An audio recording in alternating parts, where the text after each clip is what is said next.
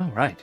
Good evening. Welcome back to Kingdom Come Deliverance. I'm Professor McCoy. Tonight is our works as our Halloween stream, I suppose. I know there's not much that's the least bit spooky about this game, and I thought about doing something spooky-ish, but it's not Halloween yet. So maybe I will buck the trend, as I love to do, and to do an impromptu game, like a horror game or something. Time's that? It's dawn. Good. Some kind of impromptu horror game on during November, which is the month for honoring and remembering the dead, which is much more appropriate than October or Spooky Month anyway. So yeah, maybe I'll do that. Any of these things I need? No. No. Hey, Teresa. Shouldn't you tidy yourself up a bit? Oh, yes. Yes, I should. Sorry about that. Yeah, I should get dressed, huh? Forgot I'm dressed properly for being in bed. It's crazy. Anyway. No, I'm not. I'm not at all. I just need to clean myself off because I'm disgusting. Anyway. Then, once it's a little bit lighter out, I'll say hello to Teresa for the morning. Actually, you know what? No. I'm going to go to the bathhouse and actually clean my damn self. Get myself cleaned up.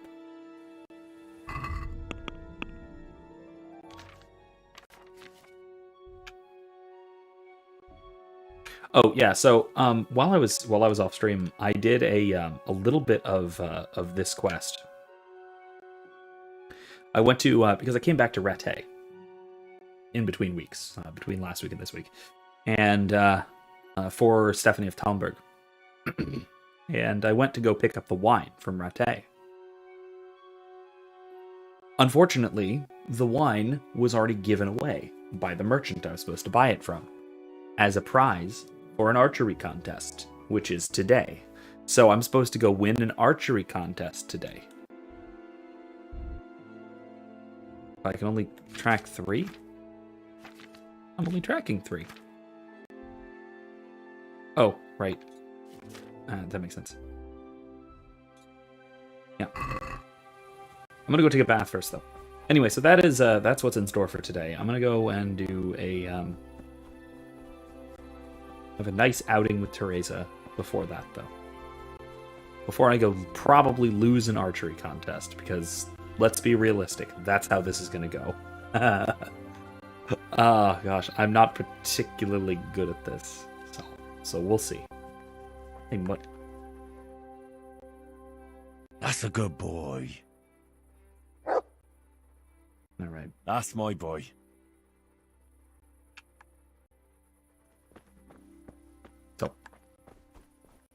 Anyway, welcome this evening. I'm thinking about go in there. No, I've been thinking about doing some sort of just going through some of the stuff that I've been talking about in class, and the majority of that has been epistemology. I've been moving on to nourishment is pretty low. Much. Yeah, it's good. The majority of that, like I said, has been epistemology. We've moved on back from our unit on our various modules on whether God exists. Oops, I'm supposed to go in there. Back to discussing epistemology. That is, how do we know things, broadly speaking? And so we've been talking today about what's called reformed epistemology. That is the general epistemological theory that you can justifiably believe something, or certain things at least, with no evidence, no arguments whatsoever. at least under the right circumstances, in the right conditions. And those circumstances and conditions largely are if the belief is what these folks call properly basic. What properly basic here in this context means is if there is hi mutt. Let's see. This is here. A belief is properly basic if it is non-inferential, so it's not inferred from anything. Evening, Disciple Mike. So it's not inferred from anything. You don't infer it from your other beliefs. It just comes on its own, right? You come up with it on your own. Whether that is because it arises from intuition, just seems intuitively obvious, or it could be from sense perception, it could be from memory, from testimony, introspection. All these sorts of things are perfectly viable sources of basic beliefs, of non-inferential beliefs that can be perfectly well justified without arguments. Right? You don't have to make an argument for why you believe I'm wearing a red shirt right now. You know that I'm wearing a red shirt right now because you can see it. Right? And that is not an inferential belief. You're not inferring that from What can anything. I do for you? No. God bless. Thank you. You as well, man. You're not inferring that belief from anything. You're just simply believing it, and you're simply believing it because it presents itself to you. Other philosophers will call this ideas like this, ideas which are self-presenting. They present themselves to you. You don't have to do any searching or analysis or inference or anything like that. It's just simple ideas that immediately come to you upon reflection or observation or whatever else, and that these are perfectly well justified. This is contrary to an evidentialist who would say that no, even those beliefs, if you're going to actually claim any kind of certainty about them, you need to be actually sure before you claim any certainty. So, anyway, this is what led to our class discussion of the Great Pumpkin. Now, if you haven't seen It's the Great Pumpkin, Charlie Brown, which is the Charlie Brown Halloween special from, I think it was 1966, if I remember correctly. Not that I remember 1966, but I just remember the date of the thing correctly. I believe then it was 1966. But it might have been 64. It was in the 60s somewhere, mid 60s. I'm just gonna go back to Teresa. But because of that, how this relates to, because we've been talking about this in class, how this relates to Reformed epistemology is that this is a particular example that Michael Bergman uses in his essay on Reformed epistemology, on rational religious belief without arguments, which is the main source that we're reading. And he uses this as an illustration of a counter-argument, which he calls the Great Pumpkin objection to Reformed epistemology. And the idea here is that these properly basic beliefs and this process of forming properly basic beliefs can, at least at times and in the wrong circumstances, and generally in principle, can lead to absurd, silly, and obviously false beliefs, like Linus from Peanuts believes in this sort of way in the Great Pumpkin, which is a giant magical pumpkin that rises from the worthiest pumpkin patch each year and flies around the world with his bag of gifts, giving them to good children. Basically, Halloween Santa Claus. There's even a couple of jokes about comparing this to Santa Claus in there, and it's a great special. If you haven't seen it, you should. And if you can't find it, let me know. I did put a link to it somewhere in. Oh, actually, no. I know where you can find the link to it. Right in the description. I forgot to put that there. Yeah, it's there's a link to the Internet Archive version of it, which is the original that aired in 1960 whatever. And like I said, it's very good. Morning, Pesha. Hey, lad! Don't you want a little wager on the ratte tourney? No, sir. Thank you, sir. I'm here for your daughter, sir. Anyway. Okay. But yeah, it's,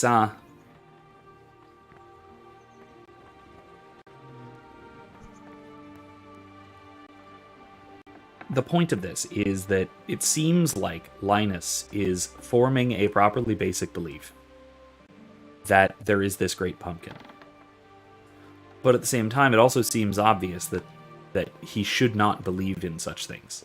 It seems silly to believe in such things. She's sleeping. It does not seem appropriate to just wake her up and say, hey, how's it going? I'm going to head back downstairs. Maybe I'll sit down and wait outside. How about that? Anyway.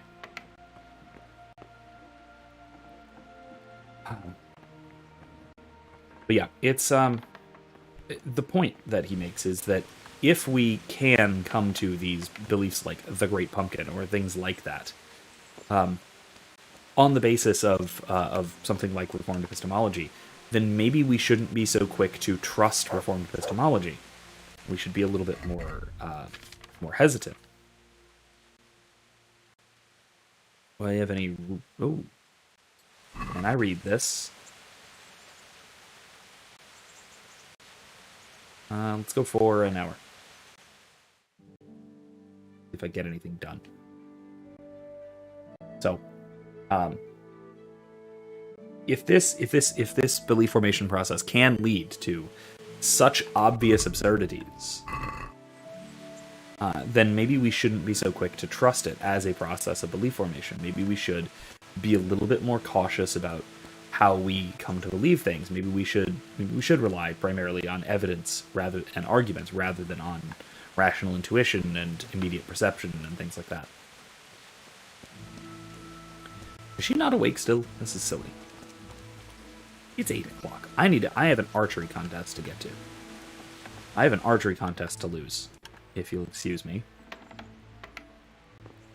Yeah, I think I kept her up all night, and not in the wildly inappropriate way. So, I think I slept in her bed. By myself, of course. Otherwise, that would be, inappropriate. So, anyway, yeah, I guess I'm just going to go back up to Ratte and see about this archery contest.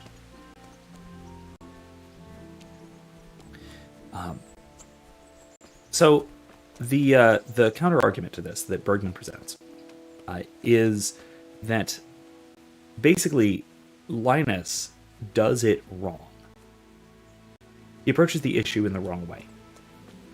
So he approaches the issue of whether the Great Pumpkin exists in the wrong way. In other words, he's not doing the Reformed epistemology way of forming properly basic beliefs. He's not doing that correctly. And so if he's doing it wrong, of course he's going to come up with something that's obviously silly and false, right? He's not going to have it disconfirmed. Because there is a sort of disconfirmation process included in Reformed epistemology. So a properly basic belief has to be, one, non-inferential. It has to be immediate. It has to be self-presenting, however you want to put it. But then also, it needs to be, it has to not have a defeater. And a defeater in this context is an additional belief, or an additional fact, that if you had known about it, would give you a reason to doubt. So if you have, let's go with Linus and the Great Pumpkin. Linus believes in the Great Pumpkin. He has no particular reason to doubt at the outset. Oops, sorry, didn't realize I was trespassing. As far as he knows, he has no reason to doubt. However, over the course of the special, all sorts of things happen which would, if you're being reasonable, disconfirm this supposition that there is such a thing as the Great Pumpkin. It doesn't show up Snoopy does show up, and he thinks that Snoopy was the Great Pumpkin, and so he mistook Snoopy for the Great Pumpkin.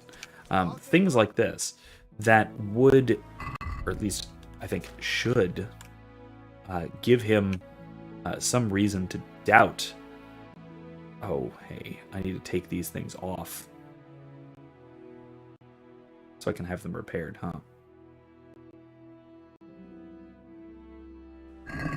Yeah, I'll do that now. I think that'd be at the tailor.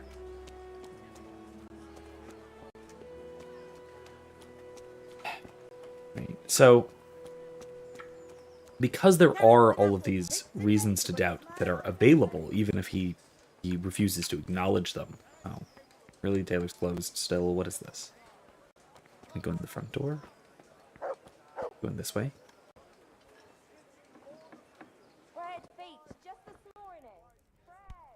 God be with you. God be with you. Oh, leather jerkin. You can repair that.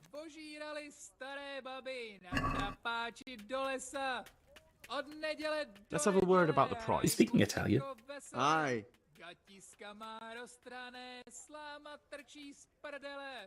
No, he's not. Is this enough? That's a poor offer. Okay, sorry.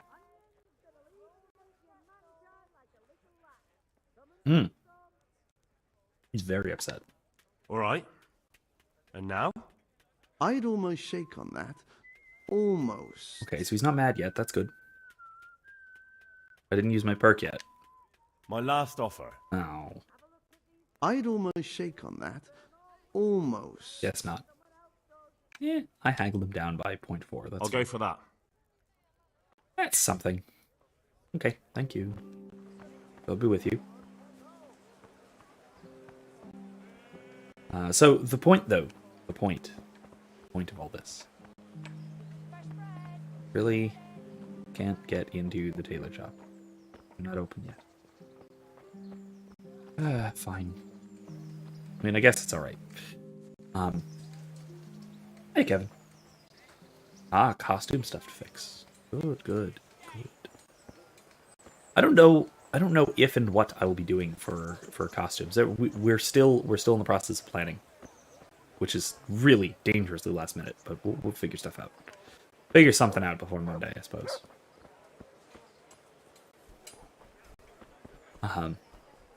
Mostly just because Saoirse is wildly indecisive about what she wants to be. She's been insisting that she wants to be a bat for Halloween for the last 2 years. Like this year, last year, and the previous year. But then when we finally get down to picking a costume, she changes her mind. And has now for 3 years. And so I think the current plan is a witch. But I'm not sure. So we'll see. I think I like the idea of a bat. It's cute. It's super cute. And she's been wanting to do it for like 2 years now. So, come on. But no. She's 4. She's indecisive. So, yeah, what are you going to do? What are you going to do? Try and convince the small child to be rational? That seems silly. Yeah, let's go just down the wall this way to the archery range, which is, I think, where the contest is. Anyway, so because there are defeaters available to a belief like Linus's in the Great Pumpkin, what that means is that it's not properly basic. And so what that means is that he's doing this process of reformed epistemology wrong. He doesn't have a really properly basic belief. What he has is a belief that he takes to be properly basic, if he would articulate it in such terms. But that isn't really, because he's ignoring potential defeaters that he should be aware of. Like the Great Pumpkin just not showing up. You there. Come here a moment. Okay. Yes, sir. I'll be with you. I do with you. With your spears. What are you hanging around Was that appropriate for? at the time and with your Don't you have any spirit, or work was that to just do? liturgical? No, I don't. Sigismund's marauders took everything I had and reduced me to beggary.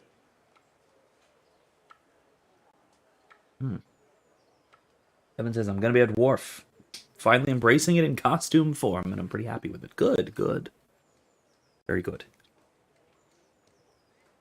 I would do something elven, because if I fit in anywhere into Tolkien's Legendarium, it would almost certainly be among the elves, probably among the elves of Rivendell and or Eregion, or depending on time period and such, or Doriath for that matter, if we're talking First Age. But the more quiet and contemplative sorts of elves, in the last Homely House particularly. But I don't have the look by any stretch of the imagination in any way whatsoever, and so yeah, I don't do that. I don't. What's it about? Since I lost everything, I've been doing whatever I could to survive. Only I got caught with my hand in someone else's pocket. And since then, I can't even set foot on the square without the catchpoles pouncing on me. So you're a pickpocket? All right, get to the point. But keep your hands where I can see them. My honestly begged groschen were taken from me by that bastard of a guard, Pazdera. He claimed I stole them and took them for himself, the swine. Well, if you can get them from his pocket back into mine, where they rightfully belong, I'll give you a share and teach you a handy trick too. What do you say? Sure. All right, I reckon I can manage that. How much coin are we talking about? Everything he has on him. Half is yours. It all sounds a bit fishy. Well, take it or leave it. But if you get my money back from Pazdera the guard, I'm sure I can put some more work your way. Farewell. Okay. Pazdera, huh? Steal 50 groschen from Pazdera the guard.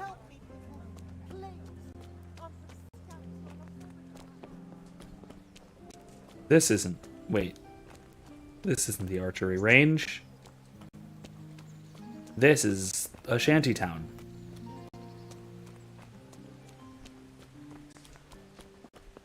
In the world is the archery range? It's up here this way, right? Maybe? Isn't it? Am I crazy?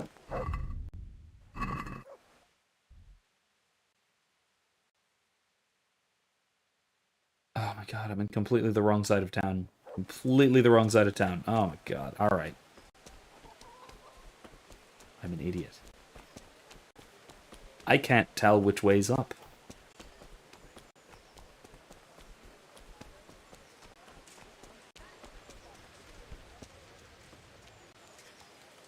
Okay. So, this way. Right?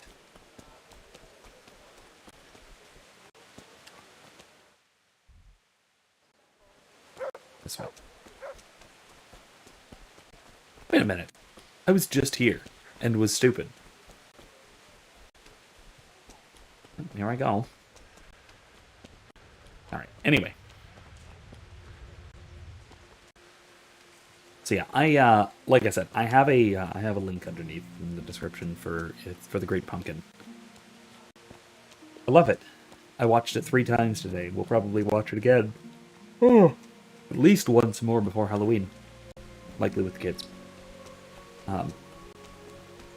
It's wonderful, it's delightful, it's beautifully wholesome. The children are terrible to each other in the most fun way. God save you. What can I do for you? I've heard there's a contest happening, and that the prize is a keg of fine wine. That's true. I bought the finest wines to be had in the province. I'd like to take part. Do you know the rules? No. I don't.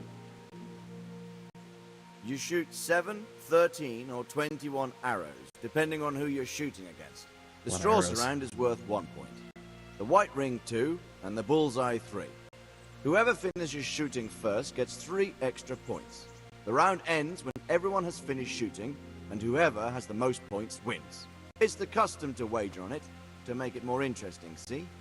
The better archers you shoot against, the higher the stakes. All right, that seems straightforward. Just one more thing. Don't leave while the contest is underway, and never aim or shoot at anything but the target. Otherwise, you're out.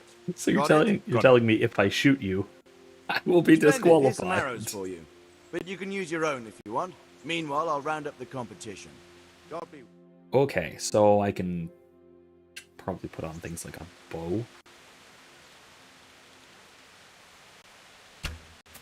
Oh, jeez. Damn it. Damn it. There's wind, and I hate this. There we go. Okay, not bad. Ugh.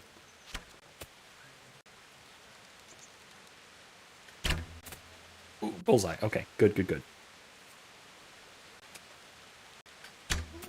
Bullseye again. Alright, making progress. That guy's wildly ahead of me. Alright, alright, alright. Ah, damn. Wind.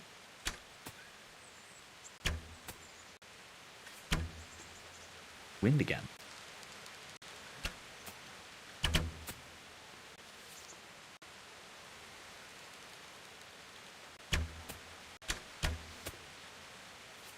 He's at 23 points. This is insane.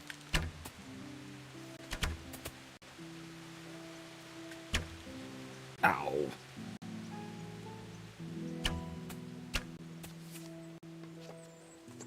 Old Ruck is unbelievable. 30.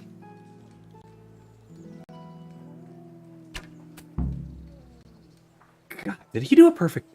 Was that perfect? No, it was 12 arrows. He missed 2 points. Jesus. Good luck to you. Okay, so I have to talk to this guy then. Oh, that's the innkeeper. That's not old Rook. No, no. Rook. Look out. Jesus Christ be praised. Amen. Congratulations on your victory. Thank you. I can't wait to drink to it. Yes, and on the subject of drinking, I'm guessing you prefer beer to wine. No, not really. I could drink beer in any tavern. Damn. There's no wine as good as this one. I do. It's just that the wine you won, I need it. Not a chance. I won it fairly.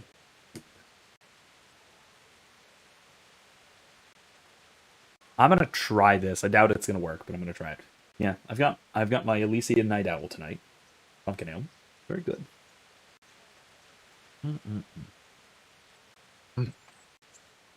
You don't want to disappoint Lady Stephanie of Talmberg and her courier, do you? Lady Stephanie, you say? I've always liked her ladyship. Wow, I succeeded at that. I'm you know shocked. What, then? Take the keg. And please give her my respectful greetings.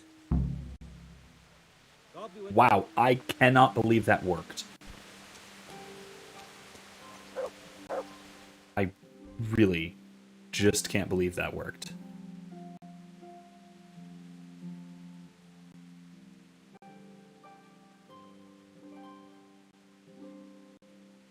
Let's go. Do-da-do-da-do-da-do. I really hope I make it there before noon. This is ridiculous. I'm not going to, am I?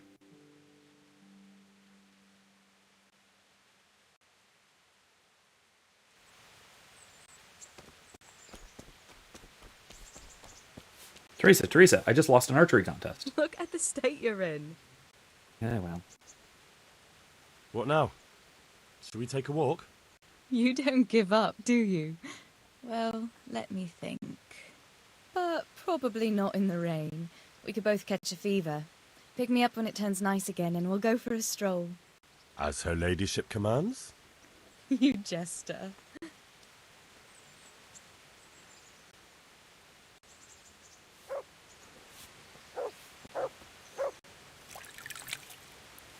Okay, so let's see. What am I here?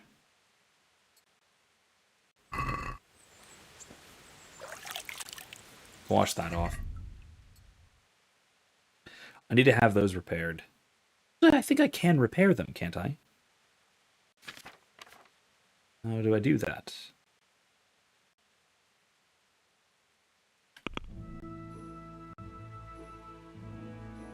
Armorer's kit, no.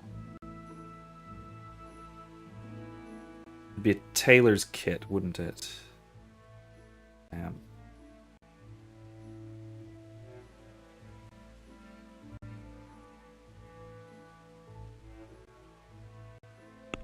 Darn.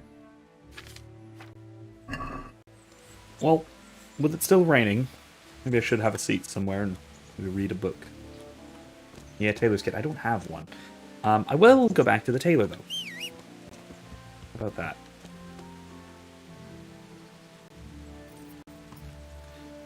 Maybe I'll sell some of the things that I don't need. Yeah. So there's certainly some things I don't need. I think so, right? Okay, so I can purchase at the tailor or pilfer. I've been doing some pilfering. That's where I got the armorer's kit. Yeah.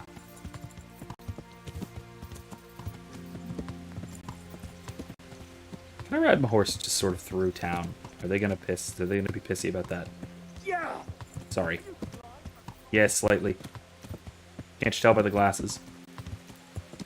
I'm actually quite blind. I have a corrective lens requirement for my horse riding. At least I should. Right, anyway.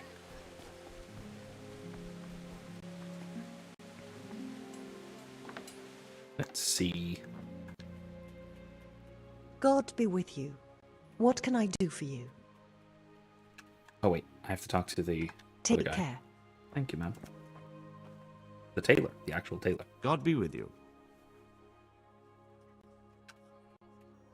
Good luck to you. What? Oh, I need to go to a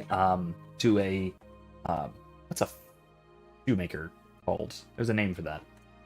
Cobbler. That's it. As long as you don't run into people who can handle that issue. Okay. Well, I did run into people, but only a little. I guess I'll just buy a tailor's kit, and just in case I need to. Goodbye.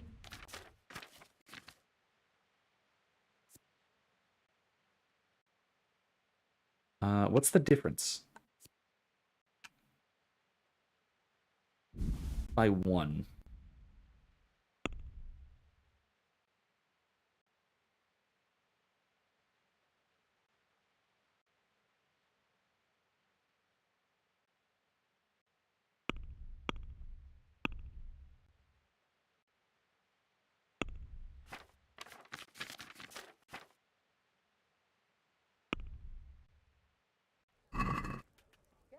The Let's talk cobbler's to the about the north. Okay, price. I figured so. Naturally. Cobbler's a peach? Oh boy. I have not met the cobbler yet at all, so. Go down to 35. Since it's you.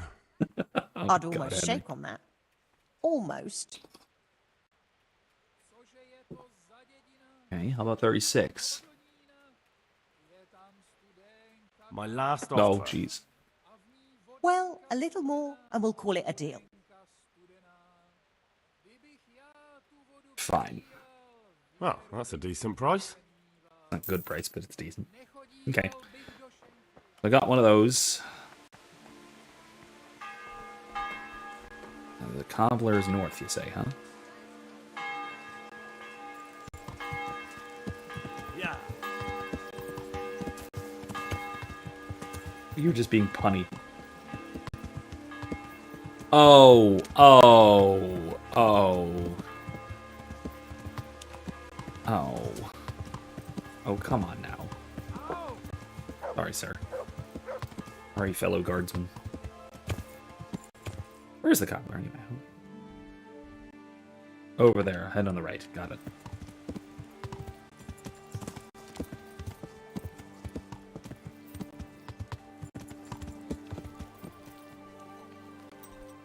Excuse me, friends. pikemen. God be with you. Take care now. Cornelius?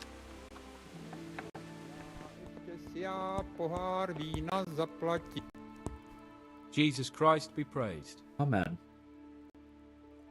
May the Lord watch over you. Can we do something about the price? Let's Why get not? these fixed, huh? I know from experience, getting shoes fixed is not exactly cheap, so... Are we agreed? You're a right pinch purse. Check the baker, maybe the cobbler is there. Ah, I see what you did there. What about this? Come now, just a little more and we have a deal. I mean, it's the same joke, but still. Aye. For that amount, I can be persuaded. Oh, gosh. No, that's it. That is a good one. Let's see. I'm not going to just take them from directly in front of her. What in the world? No. Just grab them and run. Alright. What quest am I on right now? I just picked up the wine for Stephania. And so I need to bring that back to Talmberg. I need to meet up with Teresa. I need to get the decorative crown for Stephania. And eventually I go back to Ujits for the 3 ladies, who are definitely witches. By which I mean, yes, they are literally witches.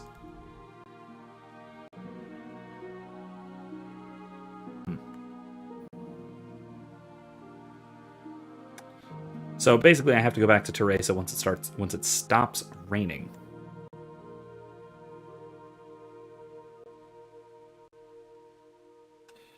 Until then, I'm going to find somewhere nice to sit, perhaps in one of these alehouses, one of these taverns here, and read a skill book.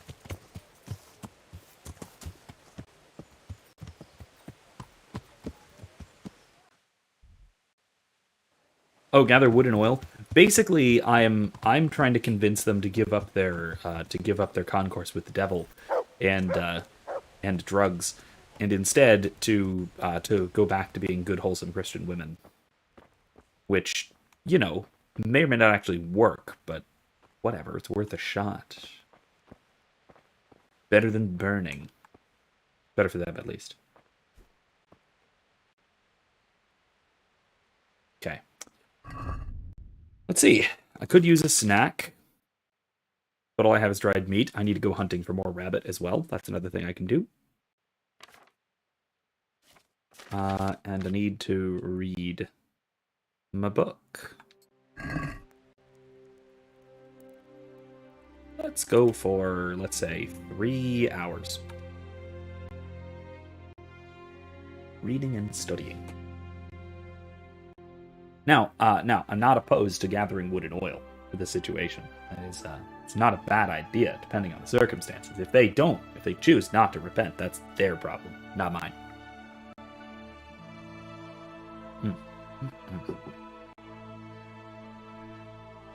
Fine cup of coffee.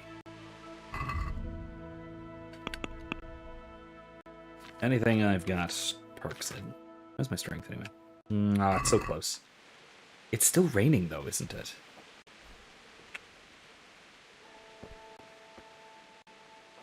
You know, at least rain gives me a bonus to stealth. I'm gonna go hunt some rabbits. Oh god, it's pouring. It is pouring. I keep hitting the wrong button.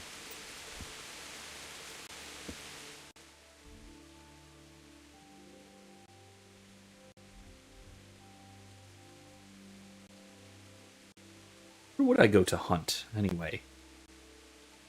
This, down here, this forest, probably be suitable?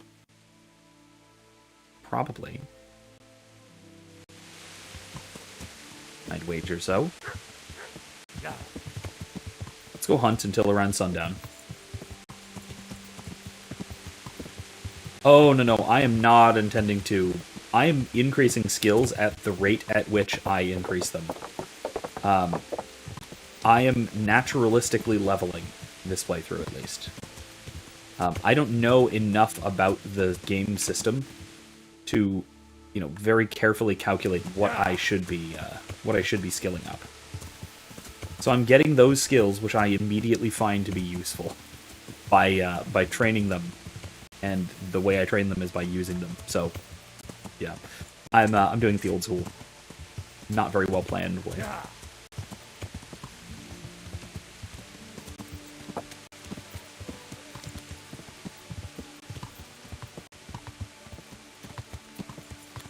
See, I do need to get a bunch of rabbit meat for one of the fellas.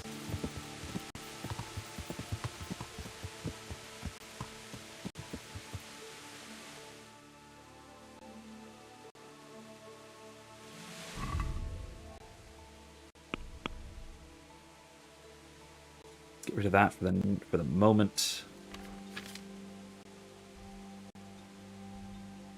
Put that there.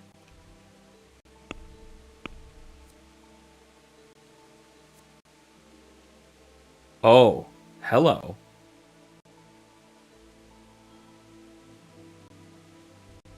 I don't know if I'm up to that. Am I?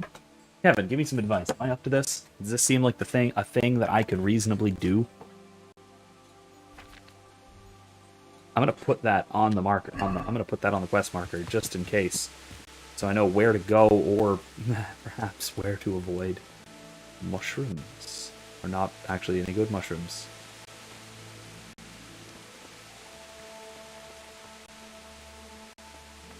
Oh, but I should actually probably put my armor on, too.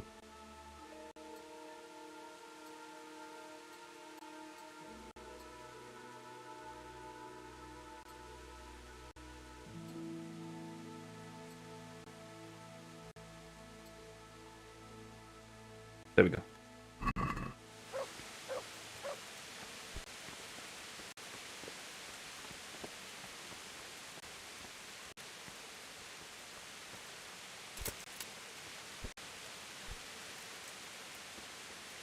I shouldn't be going down this slope.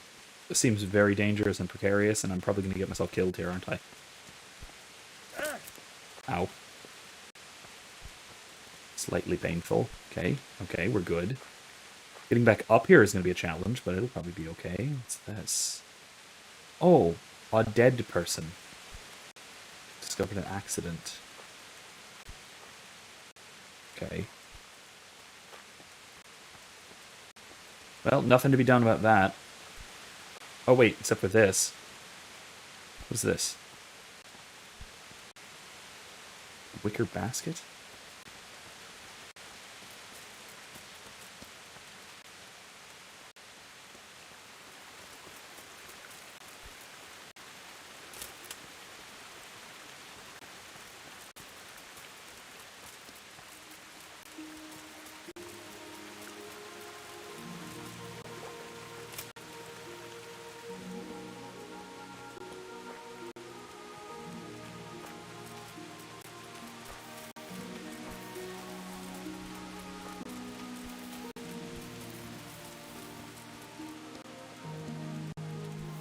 Now that is a thicket of undergrowth.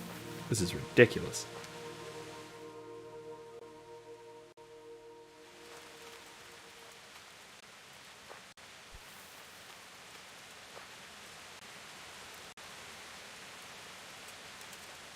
What's that? Ooh. If poor combat skills early in the game ring, a bandit camp can be very difficult. Yeah, I'm not very good at it either. Just like, as far as not just character traits, but also my skills with that. So maybe I should hold off on that for now. Especially because I tend to have a problem fighting multiple opponents at once. That is still my significant weak point. I can one-on-one somebody without too much trouble so far, but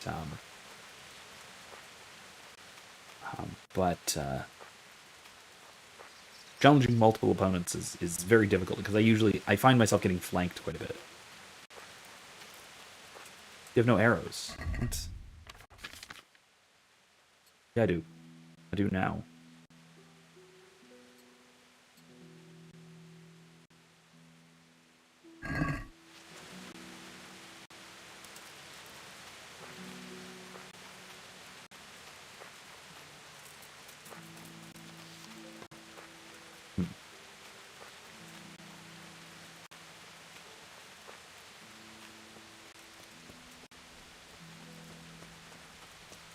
Poison the camp stew pot at night early in the game is the easiest way when you have low stats.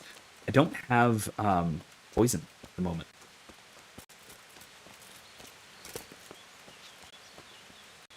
What was that? Is that a deer? Doubt I can take it down with this bow. I want to know. Oh, be serious. So bad at this.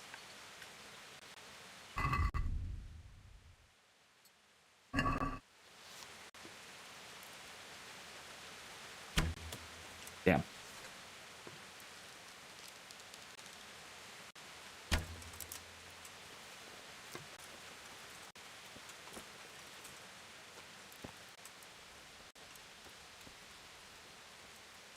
Oh.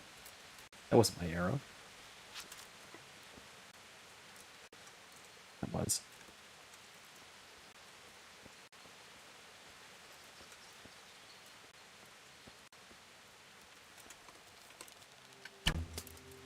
Damn it, really?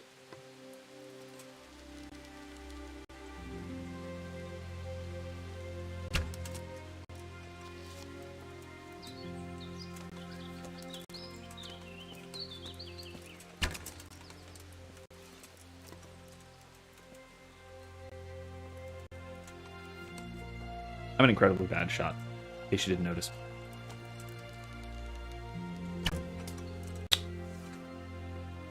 I'm working on it. It is holding perfectly still. I should be able to hit this thing.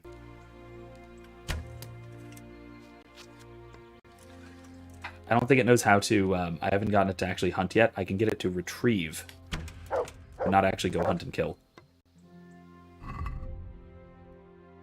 Maybe these will work better.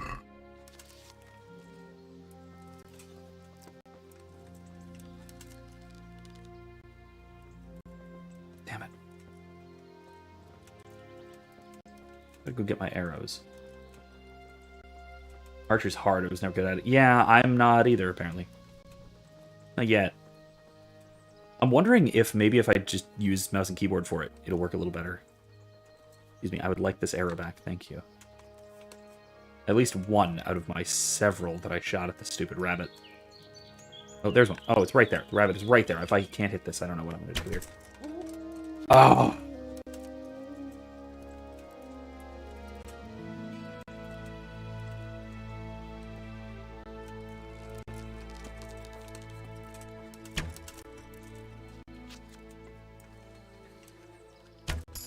There we go. Heal. No, fetch. Please fetch. It fell all the way down, didn't it? Ring.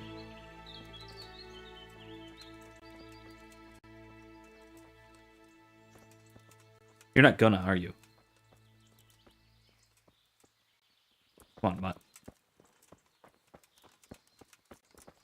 Use controller in left hand for player movement and mouse for aiming the bow. Oh. That might work.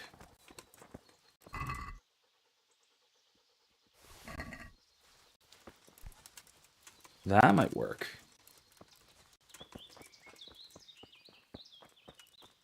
Oh, okay. Okay. This is real touchy.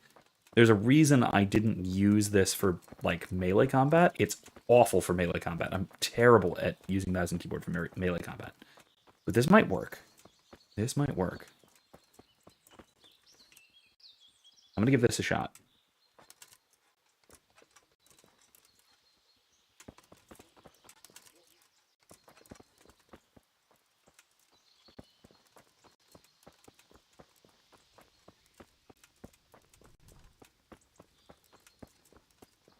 if I can find where those other hares went. Because I need a bunch of the meat.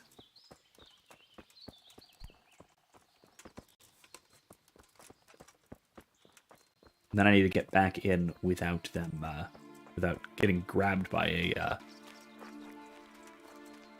what is it, Games Master or whatever it is? Whatever the guy is who patrols for poachers. Because I'm technically poaching. I mean, it's just rabbits, but still poaching. Oh yeah, I always switch to mouse and keyboard for lockpicking. 100%. Yep, absolutely. I discovered that pretty early on.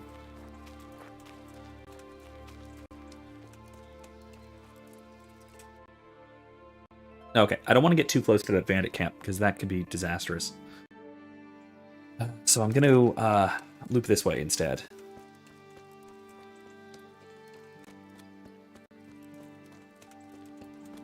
Ooh, there's a trail here.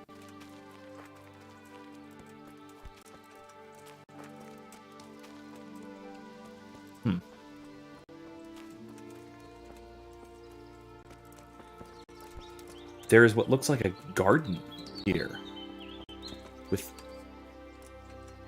valerian. Interesting. A lot of valerian. Oh my god. Does this belong to someone? Wormwood? Sheesh.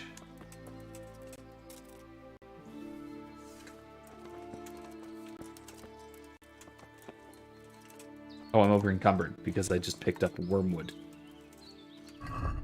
Okay.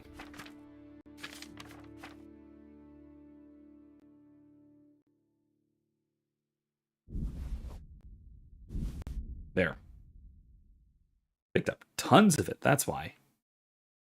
Not literally, but pretty darn close. I just dropped that. I don't need a broken arrow.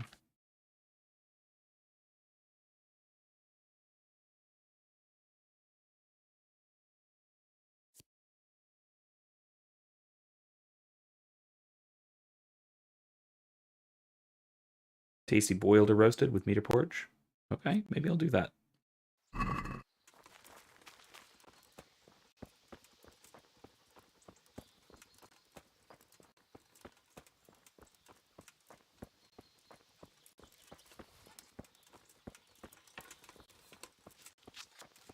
Let's see. I mean, I can pick them all, of course, but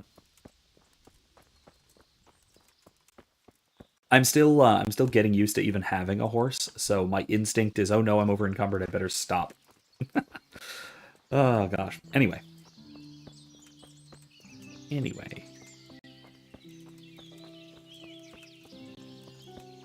So I am considering, based on what I was talking about earlier, based on our class discussion earlier today of the Great Pumpkin.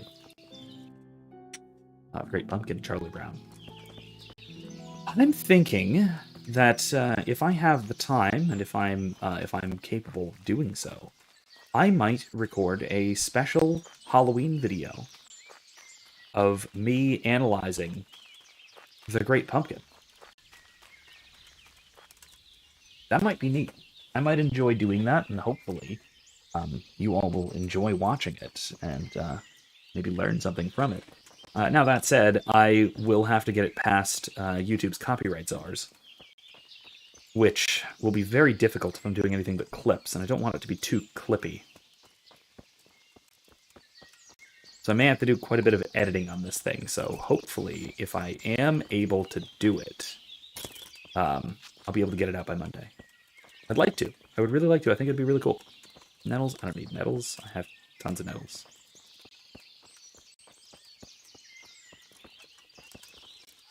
I need rabbits. It's beautiful out here.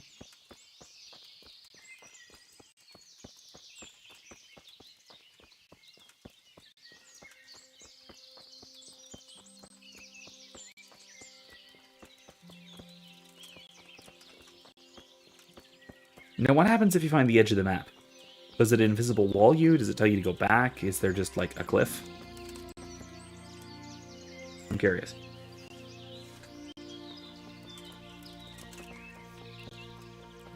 Oh, there's one. Okay, okay. Oh. I mean, yes, that is much better. I'm just still bad at it, so... So close. That's much, much closer, though.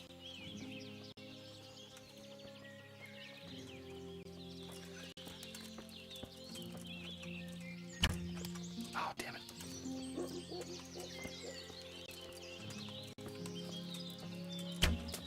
Damn.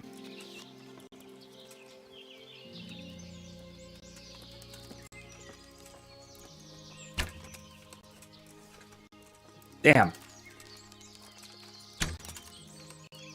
Ah, so close.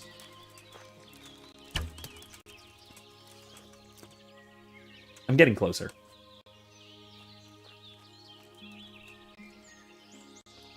Henry discouraging himself because he has duties to Sir Rod's like, yeah, I mean, sure, but I also have duties to my fellow Skeletians.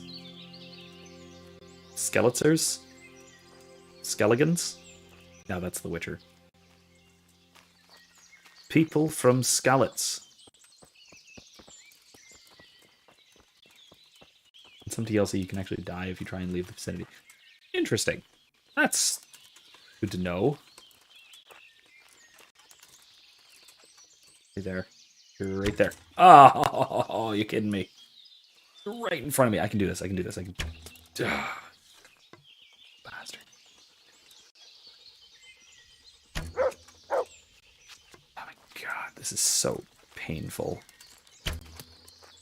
Now, is this more painful for me to do or for you to watch? That's the real question.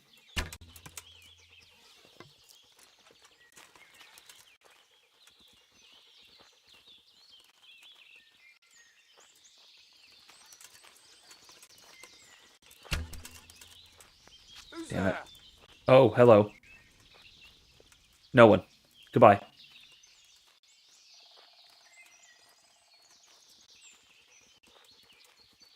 There's a guy there who I should not be shooting at. My bad. Forgot the whole know what's behind your target. I mean, yeah, it's a bow. It's not a gun. But still, know what's behind your target, because what if you miss? And knowing me...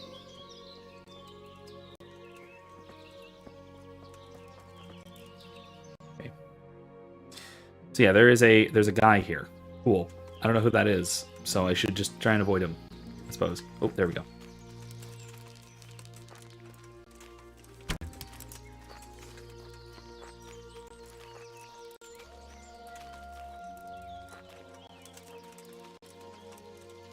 Oh, that's Mutt. Oh, there we go. Hey, stop barking at the rabbit. Ah, that was so close.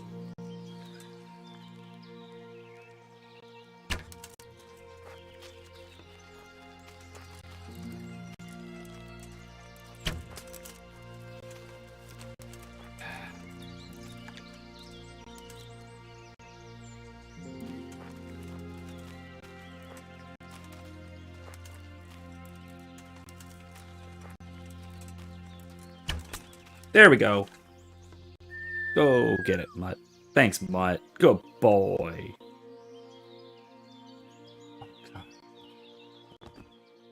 Good boy. Okay, great. Finally got another one. It only took That's like 40 my boy. arrows.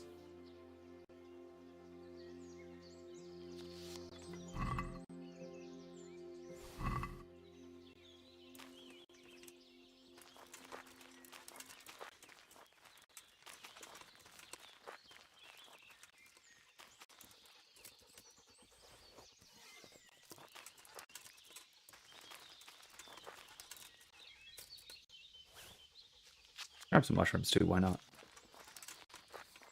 While we're out here. Let's do us the Kevin thing, huh?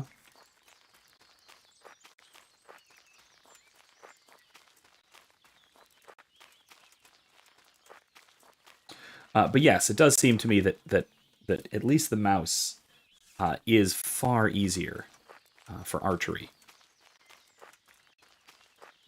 No, it's not perfect. Oh, it's not perfect. Oh, it's still hard, but it's much better. Much better. Kevin says, to be fair, I would probably use as many arrows of hunting in real life, hunting rabbits. Yeah, rabbit hunting with a bow does not seem like the easiest thing in the world by any stretch of the imagination. Frankly, it seems like one of the harder things to hunt with a bow.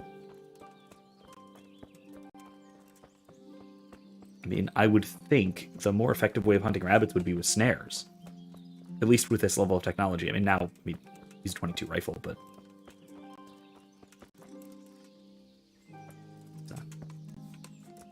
Why agaric, huh? Ooh, a mushroom! A mushroom! Time's that? Oh, it's almost nighttime. Okay, good, good. Do a little bit more hunting until sundown, then head back over. Sleep. Eat. Getting close to hungry after all this. Understandably.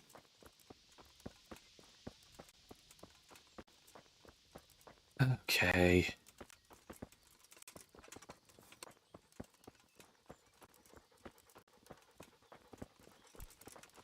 Let's keep searching until dusk. Kevin says you could. I think you'd use a special arrow for that basic level's blunt force trauma for small game. Yeah. Basically, blunted arrows. It's also for birds. Also for birds. I don't know about that due to modern hunting techniques, because I know almost nothing about modern hunting techniques. But I know that you would use blunted arrows for small game in for medieval hunting, because you don't want to just completely eviscerate the meat on the thing. I could do with a bite to eat. Yeah, I know. I'm sorry, Henry.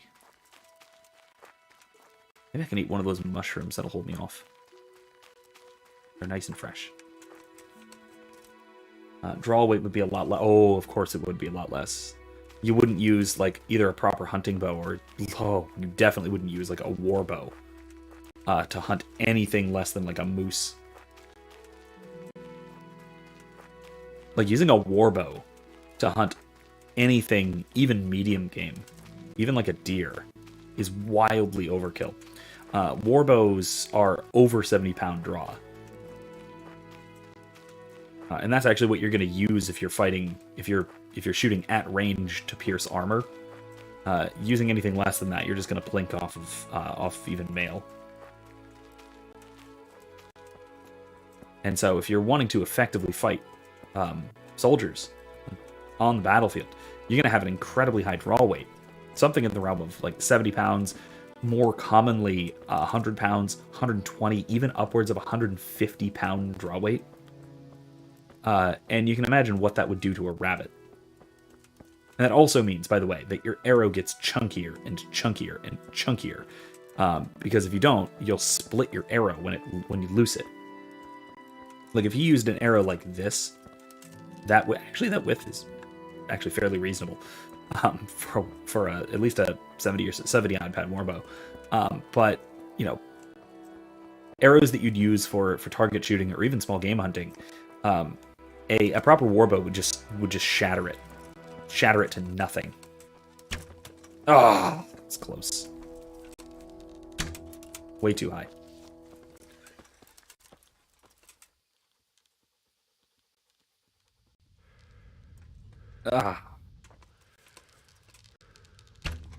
Nothing.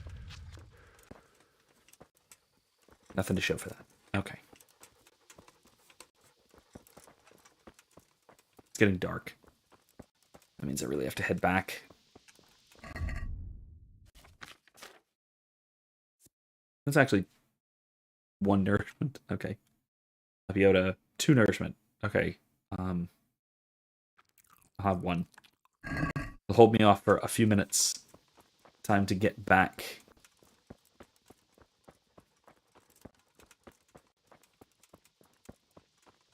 Kevin says, my 55 draw is getting much easier, but even that punch is hard. Oh, yeah. Yeah, no, a 55-pound draw is a really heavy bow for hunting. For like a hunting bow. But it is nothing for warbows. Like, warbows, like I said, start at 70. Uh-oh. Am I disconnected? What's going on here? That was weird. Dropped a few frames or something.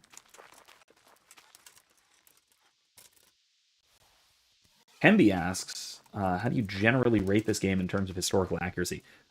Overall, quite good. I would probably say this is, at least from what I have seen. Now, I'm not an expert in the region or the period. My historical studies are relatively earlier, a century or two at least. Most of my historical studies are at or before the 13th century, and most of that is more Western Europe, France and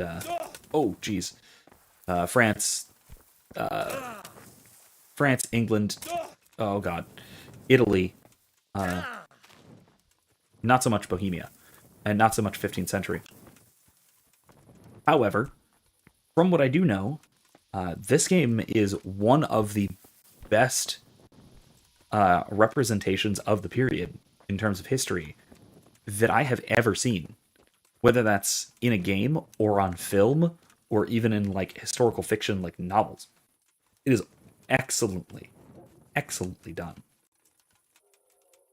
Now there's a few misses, right? The accents, obviously, yes. Can be, yeah. Obviously the accents are most of the accents are varieties of English and Welsh, so no, but that's just what American audiences associate with the Middle Ages, so what else are you gonna do there? So, yeah, whatever. That's fine, because it's in translation, so I can forgive that. I can perfectly well forgive that. But the whole thing we're in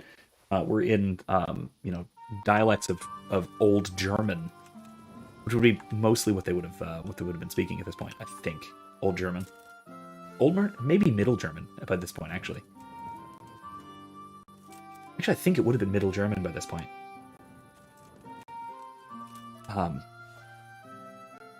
Maybe some regional stuff like earlier versions of Swiss or things like that. But in any case, yeah, it's very, very good, very good historically speaking.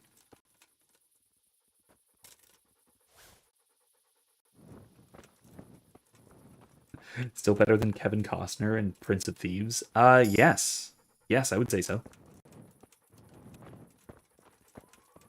It's been forever since I even saw that. I should. One thing that they mercifully avoid is studded leather. That is a wildly common, god-awful trope in medieval historical stuff, but especially in historical fantasy. It's much more prominent in fantasy than it is in sort of historical fiction. But even in historical fiction, you find it. You find people, wearing studded leather armor, leather with these little steel studs that do absolutely goddamn nothing for anything. The exception to this is if there's something weirdly magical or alchemical going on. Right, so maybe your metal armor studs are there not for the sake of actually protecting you, but they're there because... Wait, no.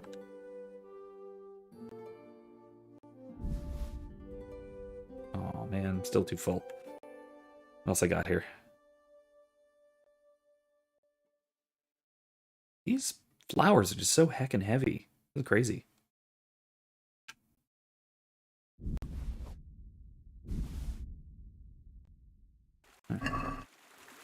There we go. Nighttime mushroom picking. Yeehaw! Yeah. But yeah, I was thinking for example in Robin Hood Prince of Robin Hood. In Robin Hood Prince of Thieves, it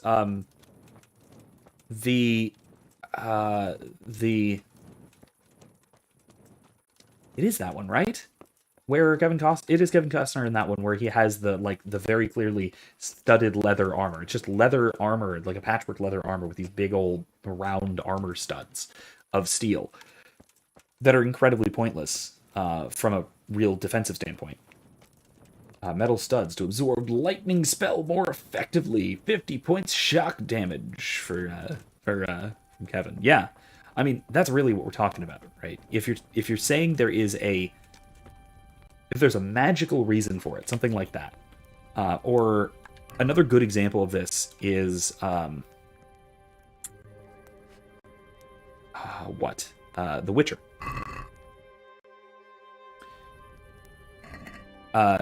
So The Witcher has silver armor studs because he fights monsters that are basically weak to silver. And so because they're weak to silver, he uses silver armor studs to basically fend them off of him.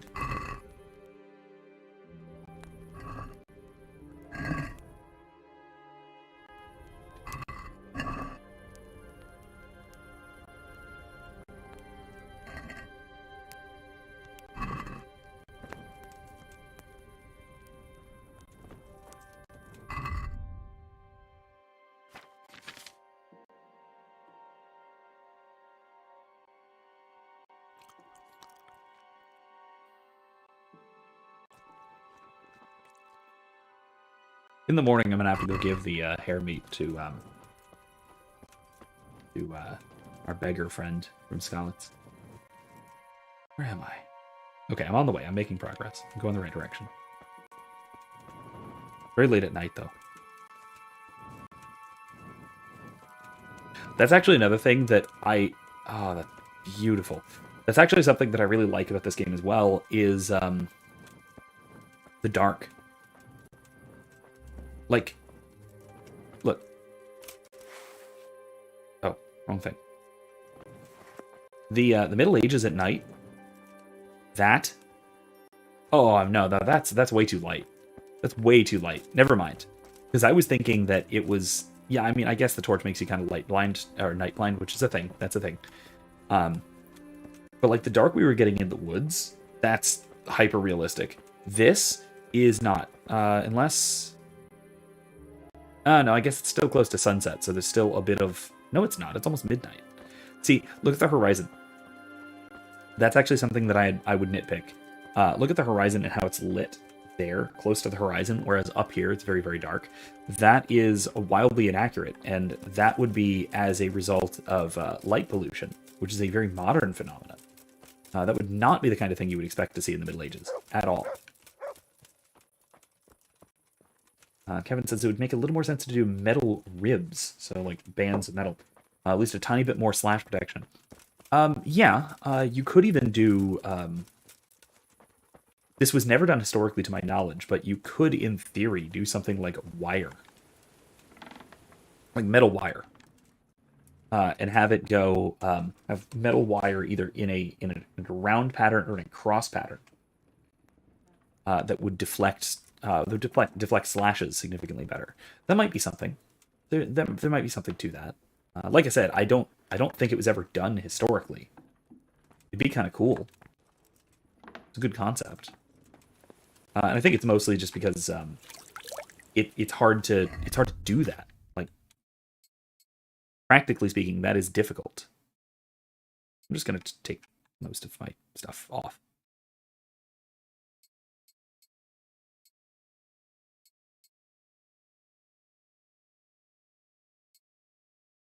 I leave my pants on.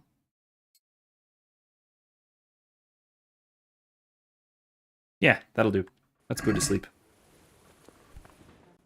I'm going to sleep. Now, there was such a thing as what we usually refer to as banded mail, because that's the name we get from like Dungeons & Dragons.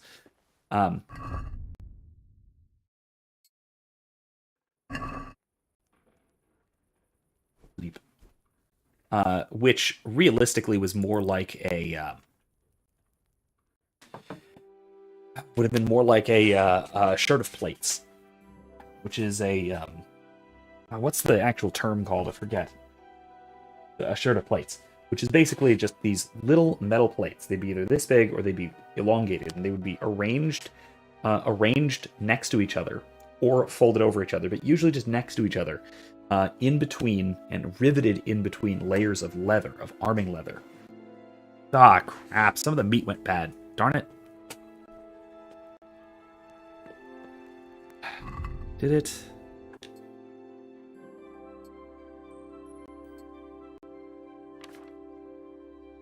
did. I better hurry before the rest does.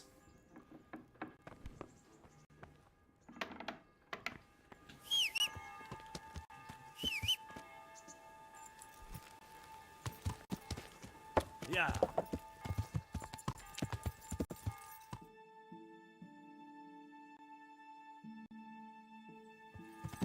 Yeah. I wonder if I can cook the bad meat and it'll still be fine. Or if I can just sell it to the butcher, maybe? Yeah, brigandine. That's it, yeah. And that's honestly the closest you'll find to studded leather, historically speaking. Because it at least looks like how we imagine studded leather. And I have to assume that the idea of studded leather came from people seeing artwork of brigandine and assuming that it was leather with little studs. Which is entirely pointless, but I mean, not everybody knew that, so what are you gonna do, right? Alex? No, get off. Let me sleep. Can I cook the bad hair meat?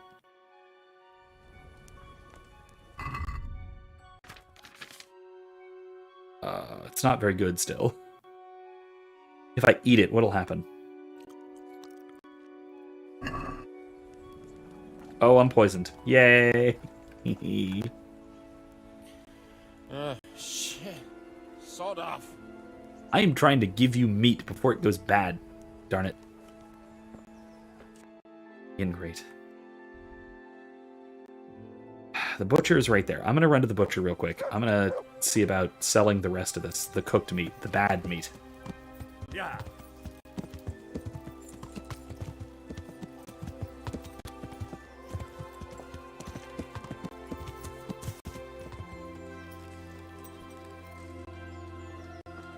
Right here, right? Ah, I missed it. It's over there. Morning, sir. Open yet? Oh, come on. Really? It's like 9 o'clock.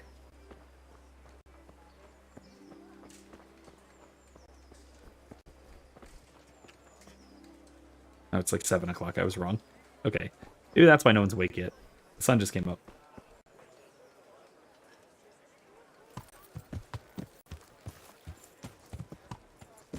Yeah.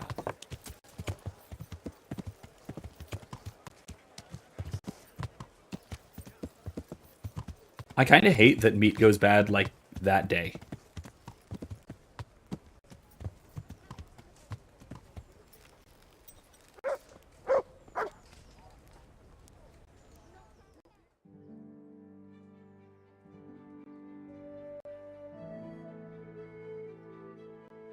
Okay, let's try this again. Camby says, this game's timeline, early 1400s, coincides with the late Crusades. What are your thoughts on the game and the actual historical record of the Crusades? Whatever you get spared. I have no more hair meat that is any good at all. Damn it.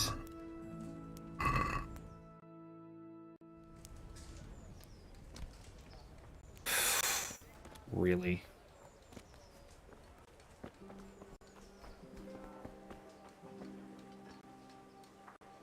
God be with you. God be with you. All that for basically nothing. But no, this game doesn't actually have too much to say about the Crusades, at least not so far. And so it's hard to say how it handles it. It does handle some of the aftermath. There being more or less large standing armies just kind of sitting around. Or ex-soldiers trying to find something to do. And so getting into trouble. Because presumably that's where what's-his-face, the villain guy, that's where he gets his Good morning. his army, right? May the Lord watch over. Can I sell my bad hair meat? Yes, I can. Yes, I can.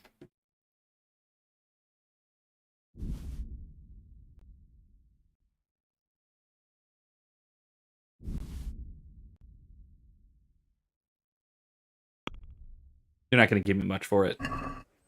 I'd like to discuss the price. Aye. You give me like 1 groschen for all this. Oh no! Wow. Okay. Satisfied?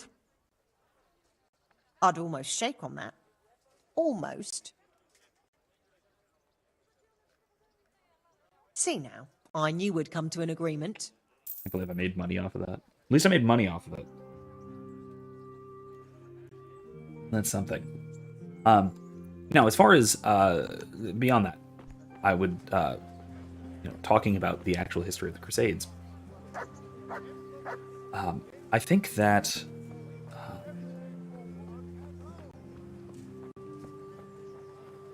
the Crusades were mixed. Morals completely mixed. There was a lot of complexity to the history of the Crusades that gets kind of painted over by one side or the other. People wanting to glorify the Crusades, which, I mean, there was certainly glory to the Crusades. There's a book called The Glory of the Crusades by... Oh, what's his name? He's a Catholic historian. I can't remember. The name isn't coming to mind. Kevin, you might know. It's a great book, and it does a great job of outlining the historical justifications and the reasons for the Crusades, and the sort of developments in international law and just war theory and all sorts of things that happened during and as a result of the Crusades that otherwise people presumably would not have.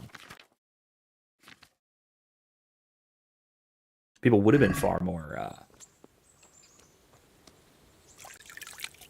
Europe would have remained far more disunified than it wound up being.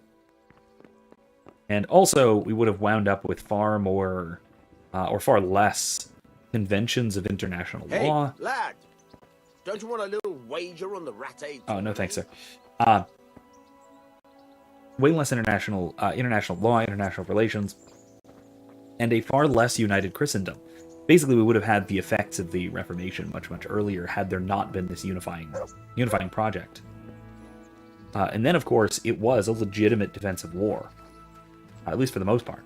Now, there were issues. Like some of the Crusades got sidetracked, let's say, and that's certainly a problem. That's kind of a huge problem, really. When you have a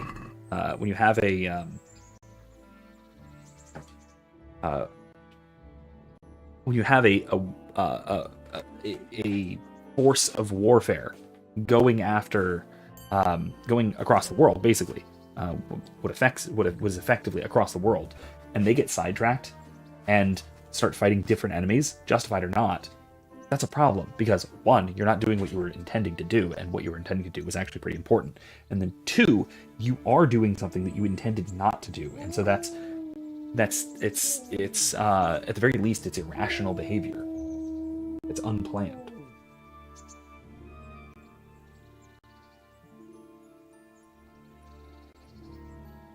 If I can find the book and or its author, I will put it in the description after the stream. I'll also throw it in the history channel of the Discord server.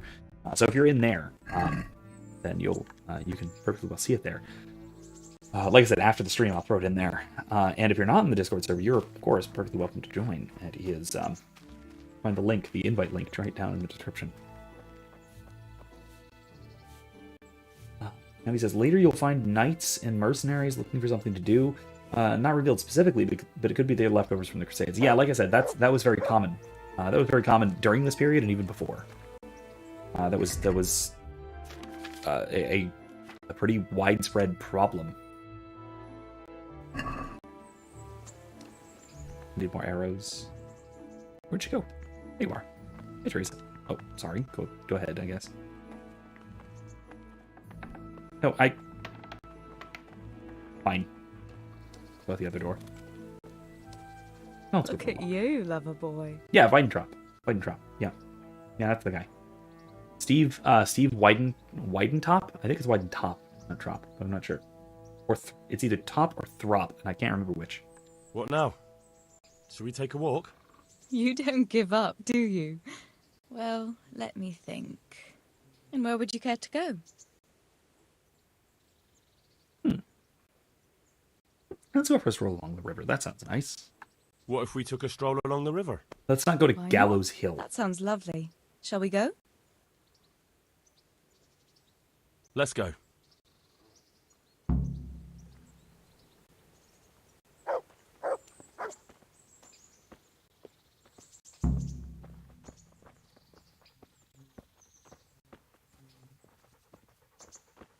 Move, mutt. I would have given him the bad meat, but that's worse than eating it myself. So that's not right. Oh no, please tell me she's not doing the faster than my walking speed, slower than my running speed thing. Like the mill, but you get tired of it. So I'm glad you took me out. I'd love to see the markets in Prague one day. Have you ever been to Prague? No, I haven't. I have been in Kuttenberg, but Prague must be much bigger. I've heard it's pretty smelly, though. Yeah, so many people in one place. So many assholes. That's disgusting. I assume he means that literally. I'd love to listen to that young preacher, Jan Hus. They say he preaches in the common tongue. Everyone's talking about it. I bet he's just handsome. That's why the women dote on him. You're a right one. A preacher doesn't need good looks for people to listen to him. I actually don't know almost anything about St. Hus. James. I know full well why all the girls have started going to confession, and you have too. So don't give me any of that. You scoundrel. Well, all right. I admit I find him handsome. But that doesn't make me a bad Christian.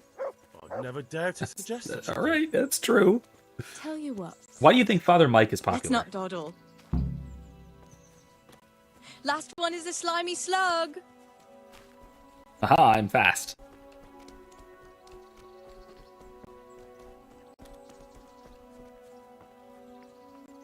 Hey, Mutt. Where are we going? Mutt, move.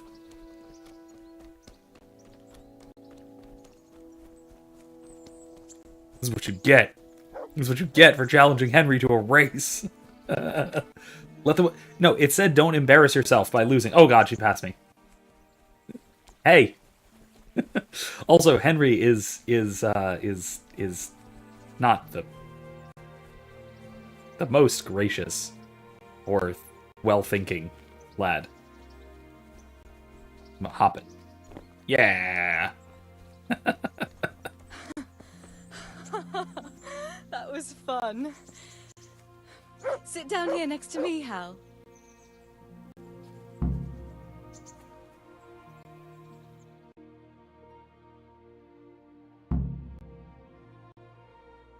And what about you? I heard you're helping Sir Radzig. Sir Radzig has me running a few errands. I have to say, he always treats me well, and I make a wage. What so I do? You had your turn of I didn't luck. know that. What's it like serving nobility? I don't know. I suppose it's a job like any other. Of course. I'm sure it's no different than being a charcoal burner. You'll have to try harder than that.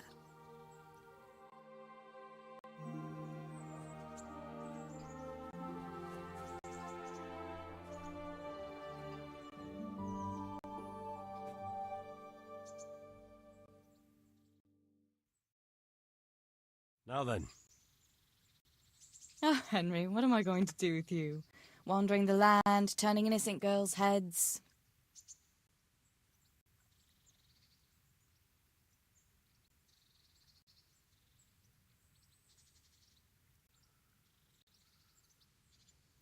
I kind of think that's sweet. I don't know what this is implying, but I'm not sure I appreciate it. Kevin says Father Mike has the looks, the sincerity, and the humor. It's almost impossible to dislike him. Yeah, that's very true. That is very, very true. It's the Midwesternness of him. It's just... He's just so... He's just such a gift, man. He's just such a gift, guys. He really is. And I'm not even making fun of him about that. I'm using his line to genuinely mean it. Sure. Yeah, yeah. You know what? Yeah, let's go with that. I don't know what this is implying, and I'm not sure I like what that's implying. So The only one here whose head is all messed up is me.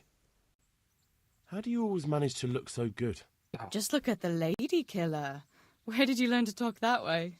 I don't recall which church service it was exactly. You scoundrel. But you certainly know how to make a girl feel special. You may continue. But now I have to go. we Can I can. go I with you? assume that's right. Yeah. Just a little way. I don't want anyone to gossip. Also fair. Yeah. I assume Thank that. you for coming with me. Please come and see me again. All right. Yeah. I assume that's what you mean. Weaken the knees. I'm. That is my assumption as well. But I don't know. I don't know. That seemed a little bit too, maybe too egotistical for him. I'm pretty ignorant of women. I mean, we're men. That's how we do. Right. Let's see. I almost want to give up on that. I need a deer skin. I have a deer skin. Don't I? Yeah. One. Wait, I don't? Is that not good enough?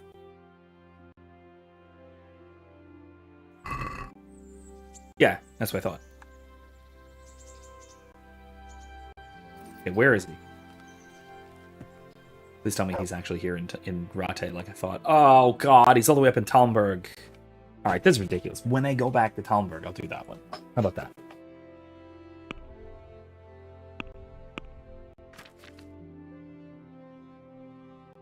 Horse.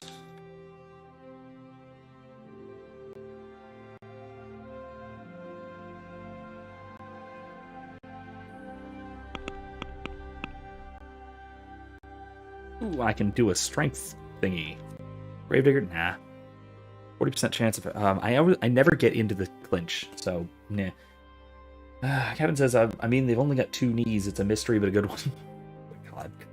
I never get into the clinch in a fight, so I'm probably not going to do that. You can deplete an opponent's health and stamina by bumping into him at a sprint. Oh. That's interesting. Tight grip. Your stamina regeneration will not slow down in combat, even on the weapon backswing. Oh, I like that. That's a good one. I need the other ones that I need here. Can get. Nothing in combat. Nothing in skills. Nice doggy. I've never been to Rovna yet. I've been, I guess, everywhere else, huh? Maybe? Maybe not. I don't know. My reputation in Talmberg is not great. It's not negative, but it's not great. Oh, right. I forgot. Not that. Try this. Then let's try that. Untrack that. Not Peshek. I'll do that too. I'll do that too eventually. I'll do that eventually too. And I'll do that. I think I'll do this one next. Then the crown. Then back to Talmberg. Then back to Ujits for this one. Yeah, that'll do.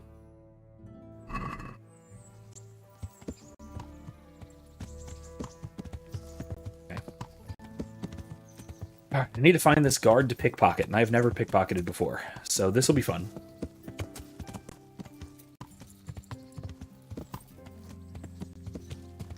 I don't know, maybe I should practice? Is it reasonable to pickpocket during the day?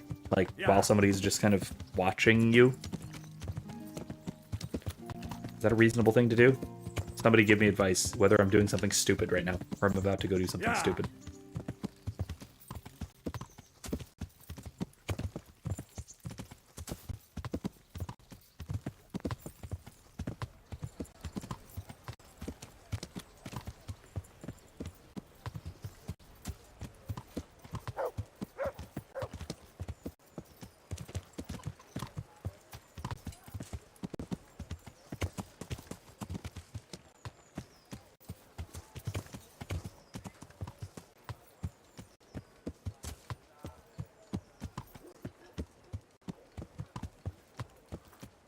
Oh, he's up on the wall, isn't he?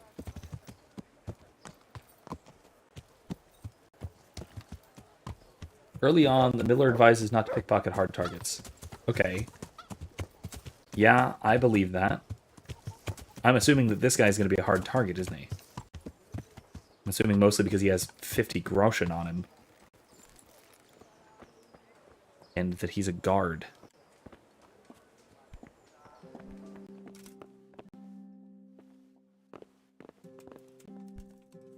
Hello, sirs.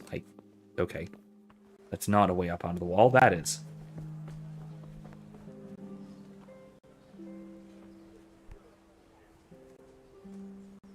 Got bellyache, have you?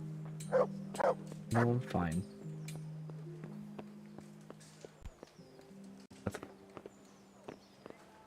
Really?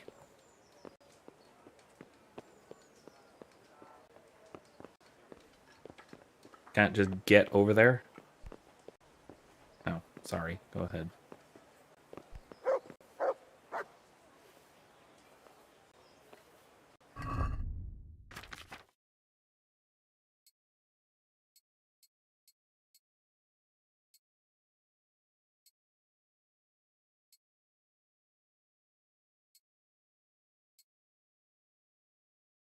Switch to armor. Knock out. It's a really bad idea. How do you even pickpocket, anyway? This is a guy I need to fist fight. Good day to you. You're Stephen, aren't you? Milan tells me he won't fight me until I beat you. Oh, yeah? And why would you want to? Well, never mind. I'll fight you if you pay me. What do you say? Fine. Oh, well. There's a couple of groschen, I suppose.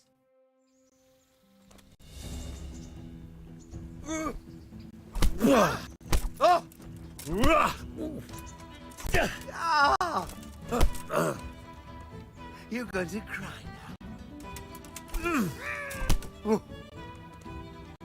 Good.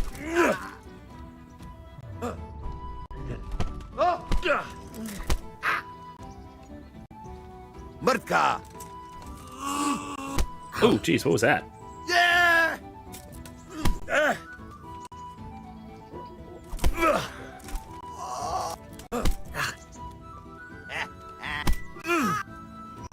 Ah!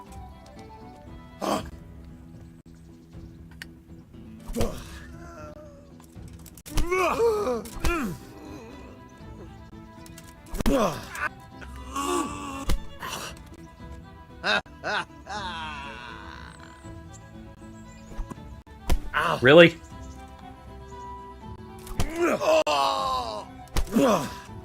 Gotcha.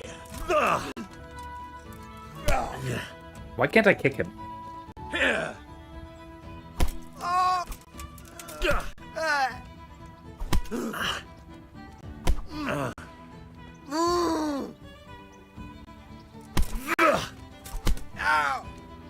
God.